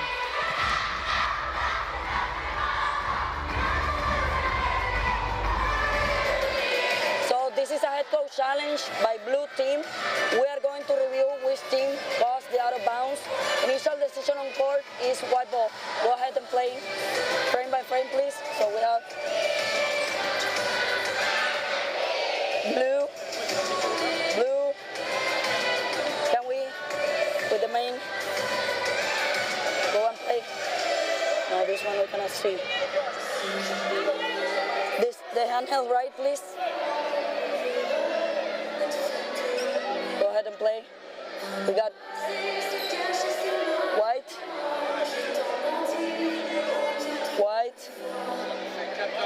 And that is the touch by blue. Yeah, we can see it with the handheld left, please.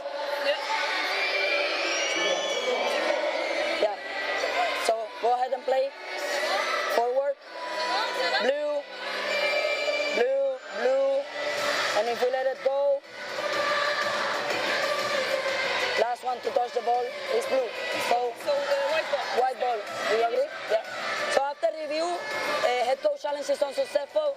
The decision remains blue ball, white ball. Yeah.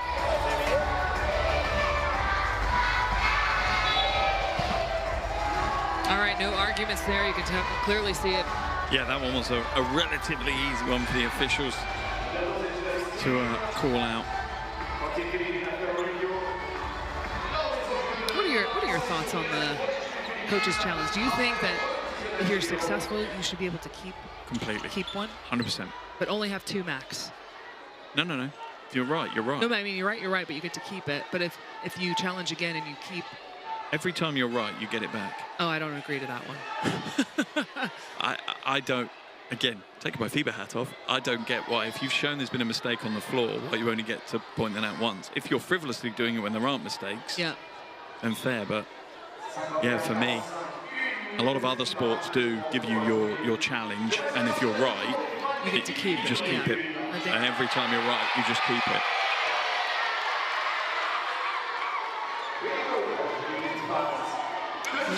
it looks like he's trying to make a substitution. Well, it looks like it.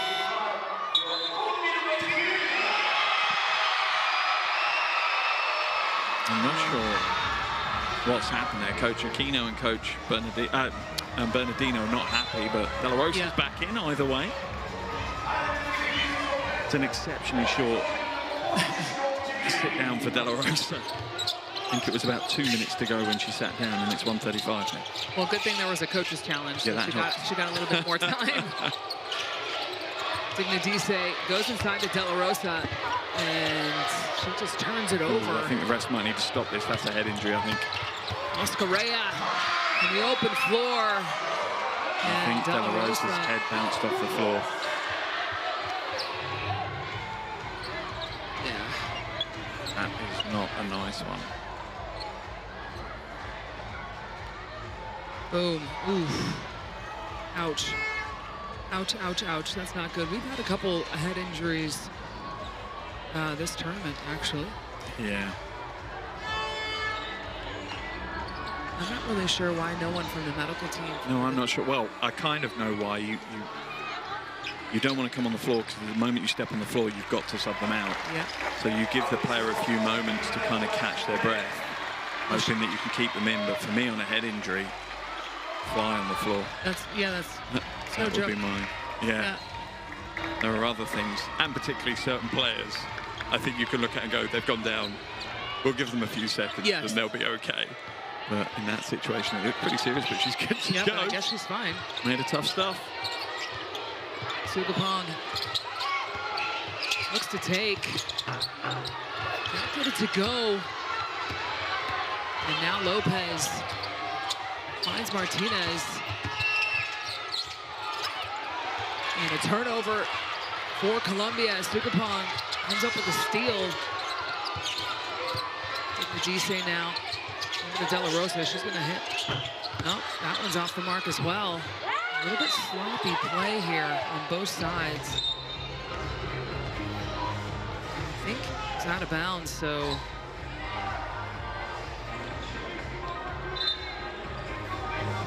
Colombia now with the basketball, 40.9 left here in the third. And Colombia, if you're just now joining us, did lead the majority of the game and have really struggled to score. Have only scored 7 points to be exact this quarter, and it's been because of things like that, turning the basketball over. They've now got, what, 19 turnovers? Yeah, 9 in this quarter. You know, it's killed their momentum. It's absolutely taken away all of that confidence and belief they had at the half break. Estrada finds Serrata. Through ball goes up, but does not go in. And now Colombia should take the last shot here. Oh no. Ay, ay, ay. As Lopez goes down, holding her knee. I really hope you hate to see this. Is it a knee or a calf? And looked a little bit lower there. Don't know, but hope it's a calf. How weird is that to say? But we've seen some. Oh no, it's maybe ankle. I'm not looking either way, so. She certainly looks shook up right now.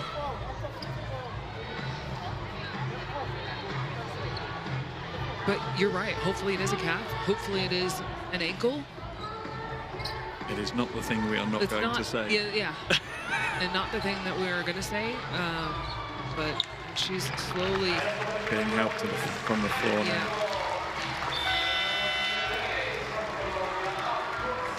So 6 seconds left here in the third. And ball will stay with Colombia.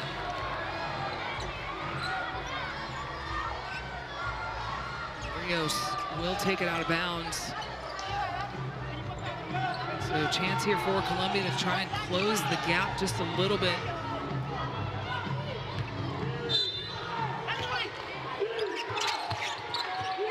Gonzalez wide open underneath, gets blocked again from De La Rosa. It's block number 4. I think she's got 3 fouls, right? Man, what a game she is having. Another huge game. Munoz has to get it off this time, and that will do it after 3 quarters. Philippines with a huge third quarter come back to take the lead, 51-47 over Colombia. And I think the thing you'd say, the only positive is for Colombia, it's only a 4-point ball game. Yes. How bad they played in that quarter, because they played so well in the second quarter, it gave them a little bit of leeway to have a bad 10 minutes. They cannot carry on, though. They have to react now. And they have to react early. They can't have a slow start to the quarter again. Yes, they went back to their old habits, only scoring seven points in that third quarter, but a lot of it was due to turnovers. They had 9 turnovers alone in that third quarter, and that's very similar to how they started the first quarter as well. But as for the Philippines, I mean, obviously you have to be happy with how you performed in that third quarter, coming out of halftime, scoring 18 points and regaining the lead.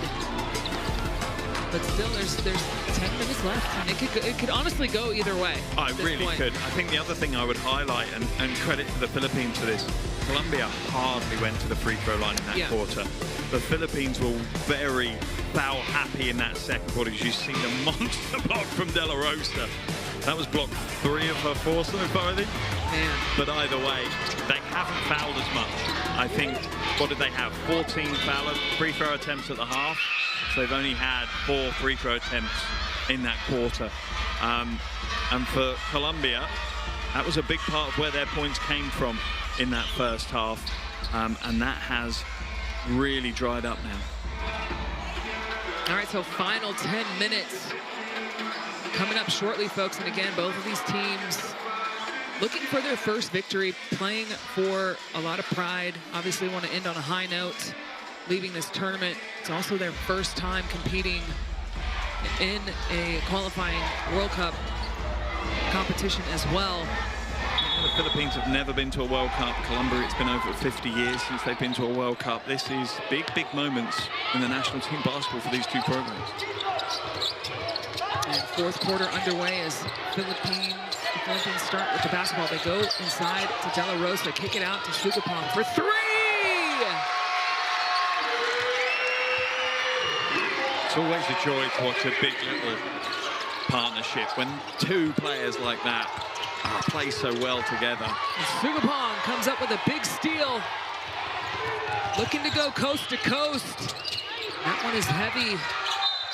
A loose ball and a whistle. I think it was a kick ball. It was a kick ball? Sugapong, yeah. Okay. But yeah. But draws the defender down. There's the space that Sugapong's been looking for most of the game. And it was the smile from De La Rosa and the little kind of point to say, I got you, I can give you some space. Munoz finds Lopez, gets it back to Munoz. She's going to try from 3. That one's off the mark. Gonzalez pulls down the rebound for Colombia. Mascarella now. Back to Gonzalez. Go inside to Gonzalez. Spinning. And is fouled, and that will be De La Rosa's 4th. Now they've got problems. 3rd for De La Rosa. You know, my mistake. No, this is good. This is good. It keeps the game more exciting for longer.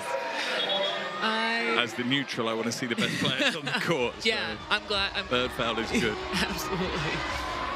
I think I also have had the habit, after covering all the games this week with her, that she's in foul trouble. Foul trouble, so. Absolutely. Absolutely. So yes, that will be her 3rd. And Bernardino also has 3. 4, and it's Pontejos who has 4. Yeah. So those are their 3 players. And they're about to bring Pontejos back on the floor. You're right, actually. Which is, for me... A little early. Yeah. 9 minutes to play. You've got a 7-point lead. If it gets down to a 4 or 5 point lead, and maybe I'm making a little bit of change to bring some energy and some shooting onto the floor, but I think potentially he has a little bit more trust from the 33-year-old than we are showing. And Gonzalez misses both free throws.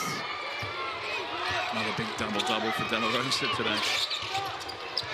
Sugapong goes inside to De La Rosa, and she's going to go to the free throw line as she's fouled by Mascareya. That's her fourth. And now Colombia have got some foul issues that they need to deal with, but it's the confidence she's starting to play with. And I go back to a conversation we had earlier in the week about an article on the FIBA website where they were talking about young stars breaking through. For me, 2 of them are on this Philippines team that need to be in that conversation. De La Rosa and Sugapong have been absolutely phenomenal in this tournament. I totally agree with you, and I think it's safe to say that they were probably just overlooked just because they haven't won a game. Yeah, I think so. I think so, yeah. I can almost guarantee you they haven't been overlooked by everyone in the basketball world. They have certainly gained some attention through their performances this week. And De La Rosa gets those 2 free throws, and now she's got 14 points and 12 rebounds. 15 points and 12 rebounds, excuse me. Rios off the glass and in for her.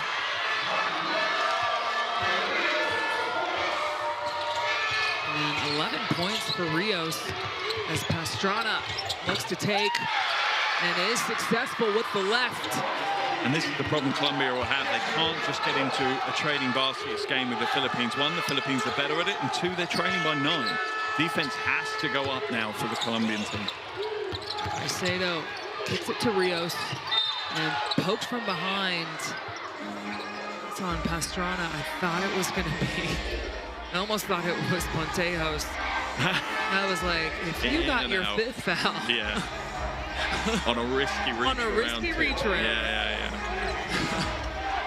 That's a coach killer, that kind of foul. Gonzalez heavy on the 3 there. Dino with the rebound, and Pastrana almost stolen away from Gonzalez. She's going to look to go coast to coast.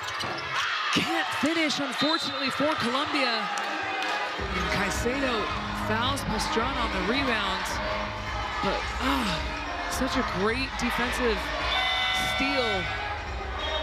Yeah, absolutely. Defensively, it's the right play, and offensively, just sometimes these things happen, right?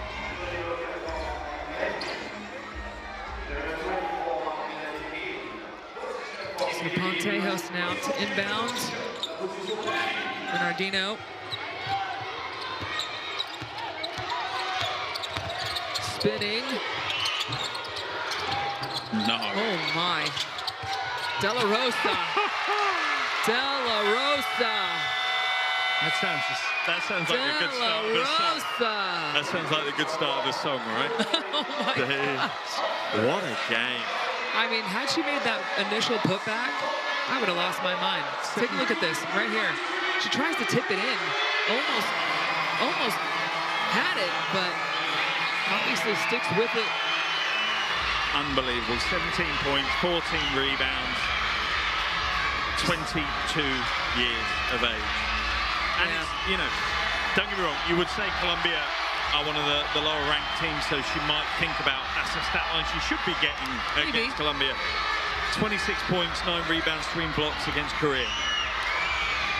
It's not to do with the competitor against her. It's what she's growing into is, within this tournament alone, has been phenomenal. When she's not in foul trouble. Yeah, when she gets minutes under her belt. Yeah.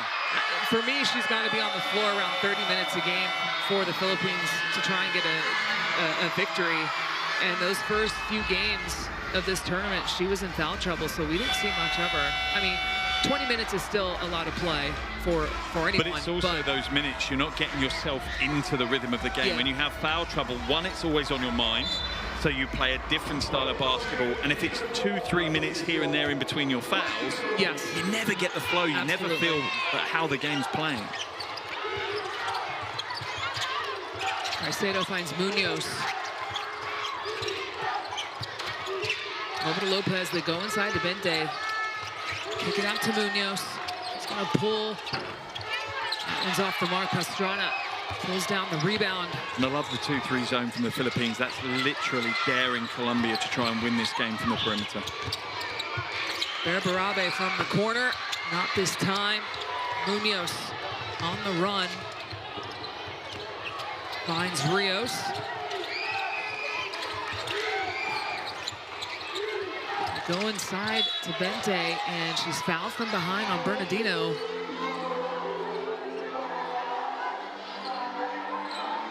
Is that Bernardino's It is foul 5.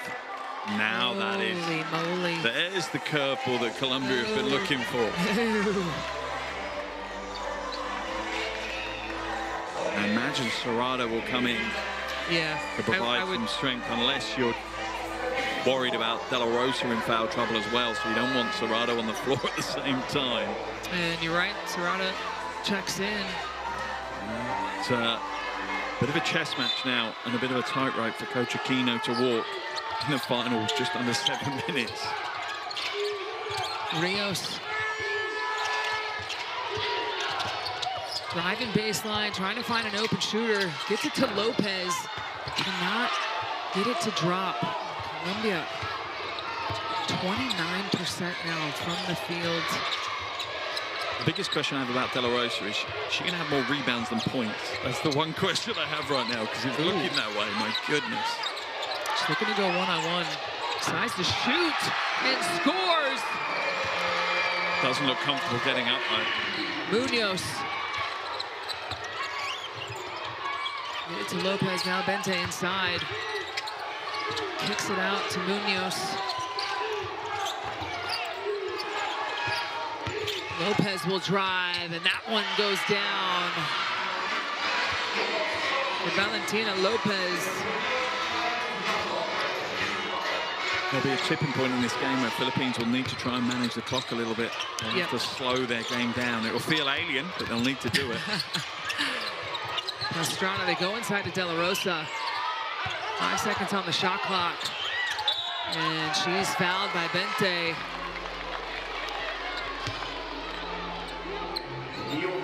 So De La Rosa, as you said earlier, 19 points, 15 rebounds, and almost 26 minutes of play. So she will head back to the free throw line. The cheeky little 4 blocks on the end of the stat. And the 4 blocks, you're right. Yeah. Big blocks. Yeah, like important blocks. It wasn't just ticky-tack ones and, you know, a blowout game or anything. These are momentum swinging plays defensively from her as well. It was very short on that free throw attempt. Tells you she's put a lot through that body today. Arms and legs starting to get a little tired. And misses both.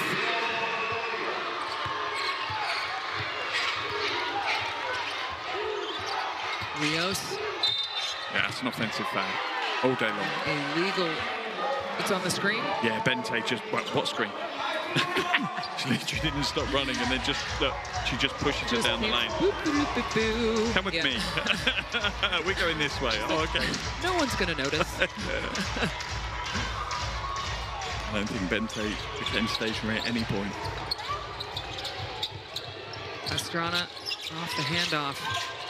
Now we'll take a jumper, and De La Rosa just elevating, tipping the ball to herself. My goodness. With the putback.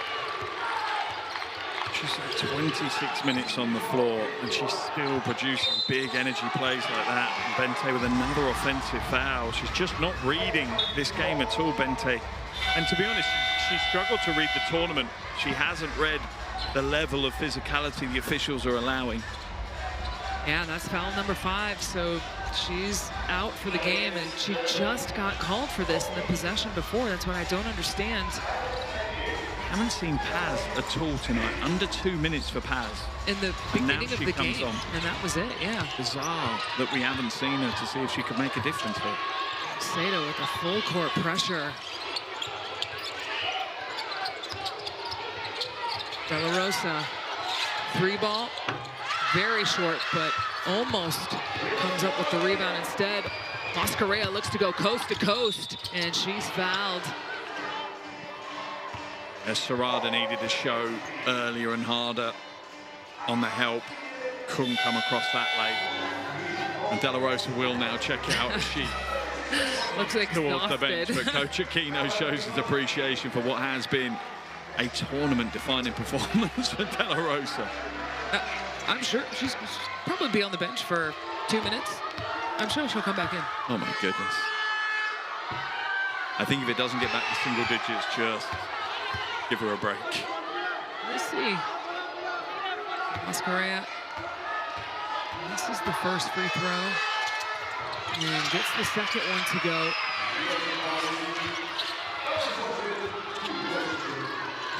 Sugapong. And again, Colombia struggling in this quarter, only 5 points. It's, you know, that is the thing that they'll look at from this tournament. Pull up off the mark there for Sugapong, and Rios coming the other way. Skips it ahead to Mascarella, who lets it go, but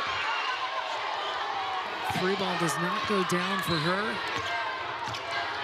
And now Philippines kind of slowing it down a little bit these last 2 possessions. Serrada up top. I think she thought a little bit of miscommunication there. Yeah. Thought Sugapong was going to cut back door. And I think if it had been the first quarter, potentially should have made that cut, but the legs are feeling a little bit heavy right now for everyone on the floor. Remember, this 5th game in 7 days is a big ask of anyone, no matter how fit you are. Yeah, Colombia tried to go high-low, just not enough on that pass. And now for the Philippines, just take a shot in the final 5 seconds. Yeah. That's all it comes down to now. Sugapong. Don't take any early shots at all. Telling everyone to clear out. And Mascarella, that's definitely, I think that's her 5th. And a technical foul as well, so that one will get chalked up to the bench. And is that the kind of final death throes of Colombia trying to fight for the win here? Oh no, you're right, De La Rosa's back in. How long was that? It's about 33 seconds of play time. I thought at least around the 2-minute mark. Yeah, I thought. Maybe she's asked to come back on. Maybe she's like, this stat line, I want more. I want more. So Mascarella has to watch from the bench now. 5th foul for her. And she also picked up the technical. So Sugapong at the free throw line. And Sugapong actually has 19 points now.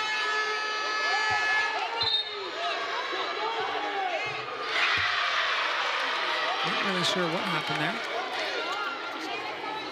I think they can line up for the 2.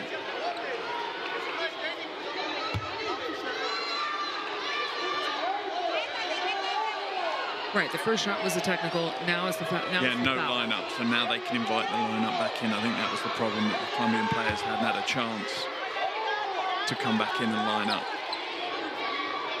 So now it's 2 shots. Yeah. A bit of drama to close us out.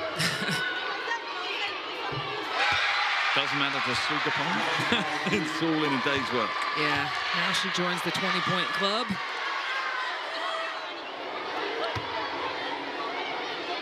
The tournament high was 21 against Germany. She's tied that. Ties it up. And the way you leave a tournament for me is really important. It's really important. So now Philippines will go into the Asia Cup qualification campaign for next year's Asia Cup with a huge amount of momentum and positivity. Another block for De La Rosa. Hey, if this game had another quarter, she might be on for the triple-double with blocks. She might be on for the triple-double with blocks. And she's only at 6 feet. But her Oh, nice low pass inside to De La Rosa. She can't complete the three-point play, but she will head to the free throw line. Yeah, for De La Rosa, it's that perfect combo of athleticism and timing. Absolutely.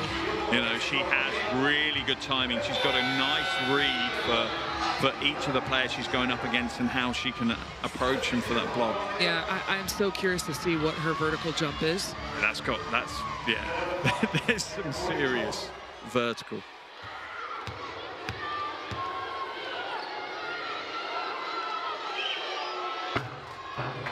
So she gets the first one now. It has 22 points. 16 rebounds. That's for sure the highest rebounding. Oh, in a single game in this tournament? In this tournament. I think it must be close, yeah. We've seen quite a few double-doubles, to be fair. We've seen some big performances. Rios finds Gonzalez. She turns down the three, looks to drive instead. The floater's off the mark, and Ozar comes up with the rebound. And final 2.5 minutes here for these two teams. It is game day 5. Estrada can't get it to fall.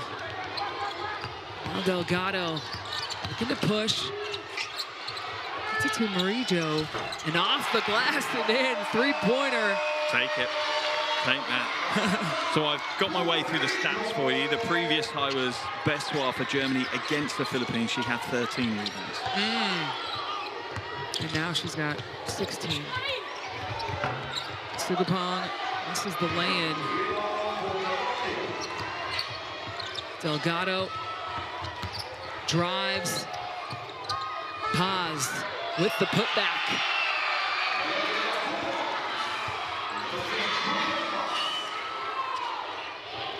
And still a 12-point lead for the Philippines. Ozar stops, spins, and turns, and finishes for 2. She's struggled from the field today, 1 for 7. Rios just throws it up, and there's rebound number 17 for De La Rosa. An efficiency rating of 30 now. And again, that's the tournament high as well. Looking to attack, misses her own shot. My goodness. Pulls down rebound number 18, and 2 more points for her. What a lot. 23 and 18. Are you kidding me? See if she can get 2 more rebounds in the next 50 seconds. I won't put it against her. And Paz. Rebound and putback is good for her. Yeah, we've got substitutions coming in. I don't think we're going to see it, though. I think De La Rosa is trying to get herself off the court, but coach isn't he's leaving her in. I think he's saying you've got a long flight back to the Philippines. He just waved her off like this. You've got a long flight back to the Philippines. You can rest then. You're staying out there for the next 45 seconds. No. She's like, just go get some work done, huh? Run the clock a bit. That's what she's asking from her teammates. Barabe finds Ozar in the corner. Picks up her dribble, gets it back to Pontejos. Shot clock winding down, backdoor cut from Ozar. And she's fouled, can't complete a three-point play, but cost De La Rosa a 19. I was going to say, had they not blown the whistle, De La Rosa would have had rebound number 19. Offensive rebound number 9 as well. Good Lord. Terrifying. And Ozar knocking down the first one. Coach Aquino will be a happy coach in the post-game press conference. Yes, he will be. Coach Cuenca, I think, have an awful lot to digest about this tournament overall. There's positives to take for Colombia, but an awful lot of learnings to take from it as well. So final 15 seconds here. Philippines moments away from getting their first victory.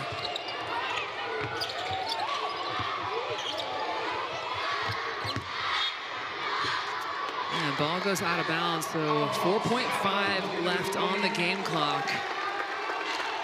And Do I start the De La Rosa chant now for the final 4.5 seconds? If you just don't run the clock out. Yep. Yeah, if you can see their bench and their fans behind the bench, so happy for this team. And Philippines with a huge comeback win, 74-59 versus Colombia. They get their first victory of the tournament and in a qualifying tournament as well. Yeah, that's a big moment for their program, and will, you know, be a nice step for them to step up from for this national team. I tell you now, give it 4 years, we're not going to be having that conversation about outsiders for qualification. I truly think this Philippines program could develop into a World Cup team.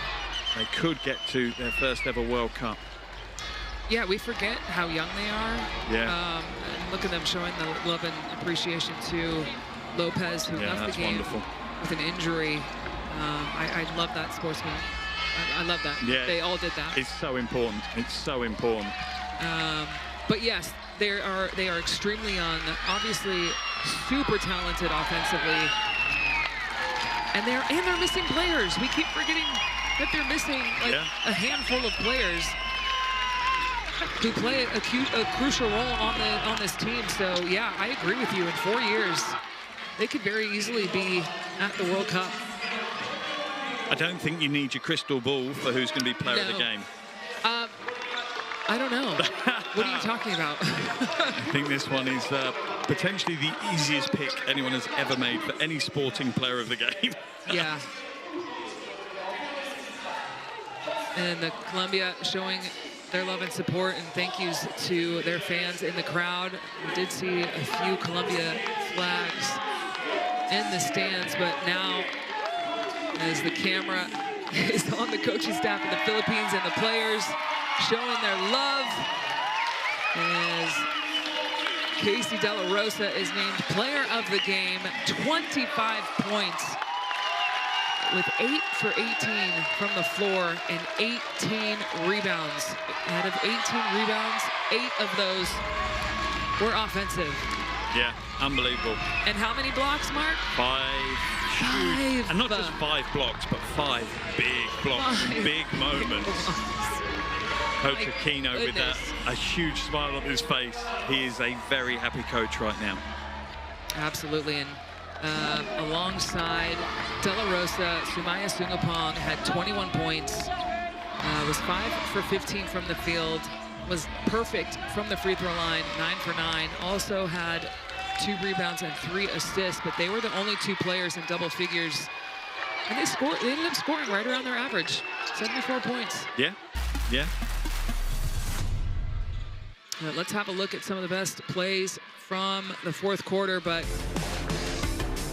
we've already talked about this young woman here, Casey De La Rosa, just 22 years old,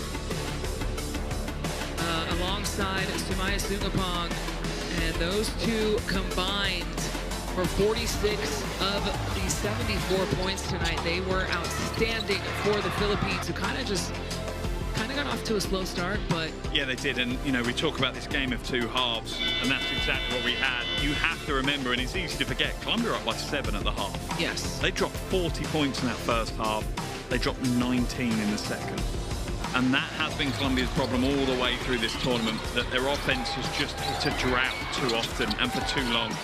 Colombia, that's where their problem is. For the Philippines, they lit the game up in the second half. 41 points. De La Rosa just putting in a clinic all over the floor. You know, she stepped out, hit a 3, as well as all those other unbelievable stats.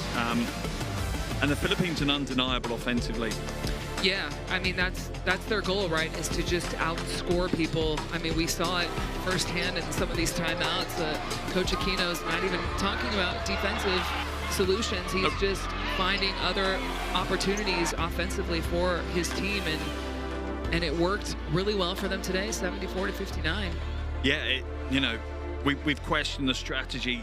Can you have a team that's all about offense? It turns out you can. They come away with the win. Yes, they do. And here is the standing for Group A. France remains undefeated. We do have a matchup with Korea with France later this evening, but next up is Nigeria taking on Germany. these next 2 games are going to be extremely interesting, so please stick around to watch those. But again, the top 4 in this group already have qualified to go to the World Cup, and that is France, Korea, Nigeria, and Germany, obviously being the host country. But look at this, 3 spots remain left, and today is the final day. So by the end of the day, with all the other tournaments going on around the world, we will have those 16 spots filled up. But thank you for joining me today. Philippines with a huge win over Colombia, getting their first tournament victory, 74-59. Stick around, folks. We've got 2 more great games coming up next here in Lyon, France. We will be right back.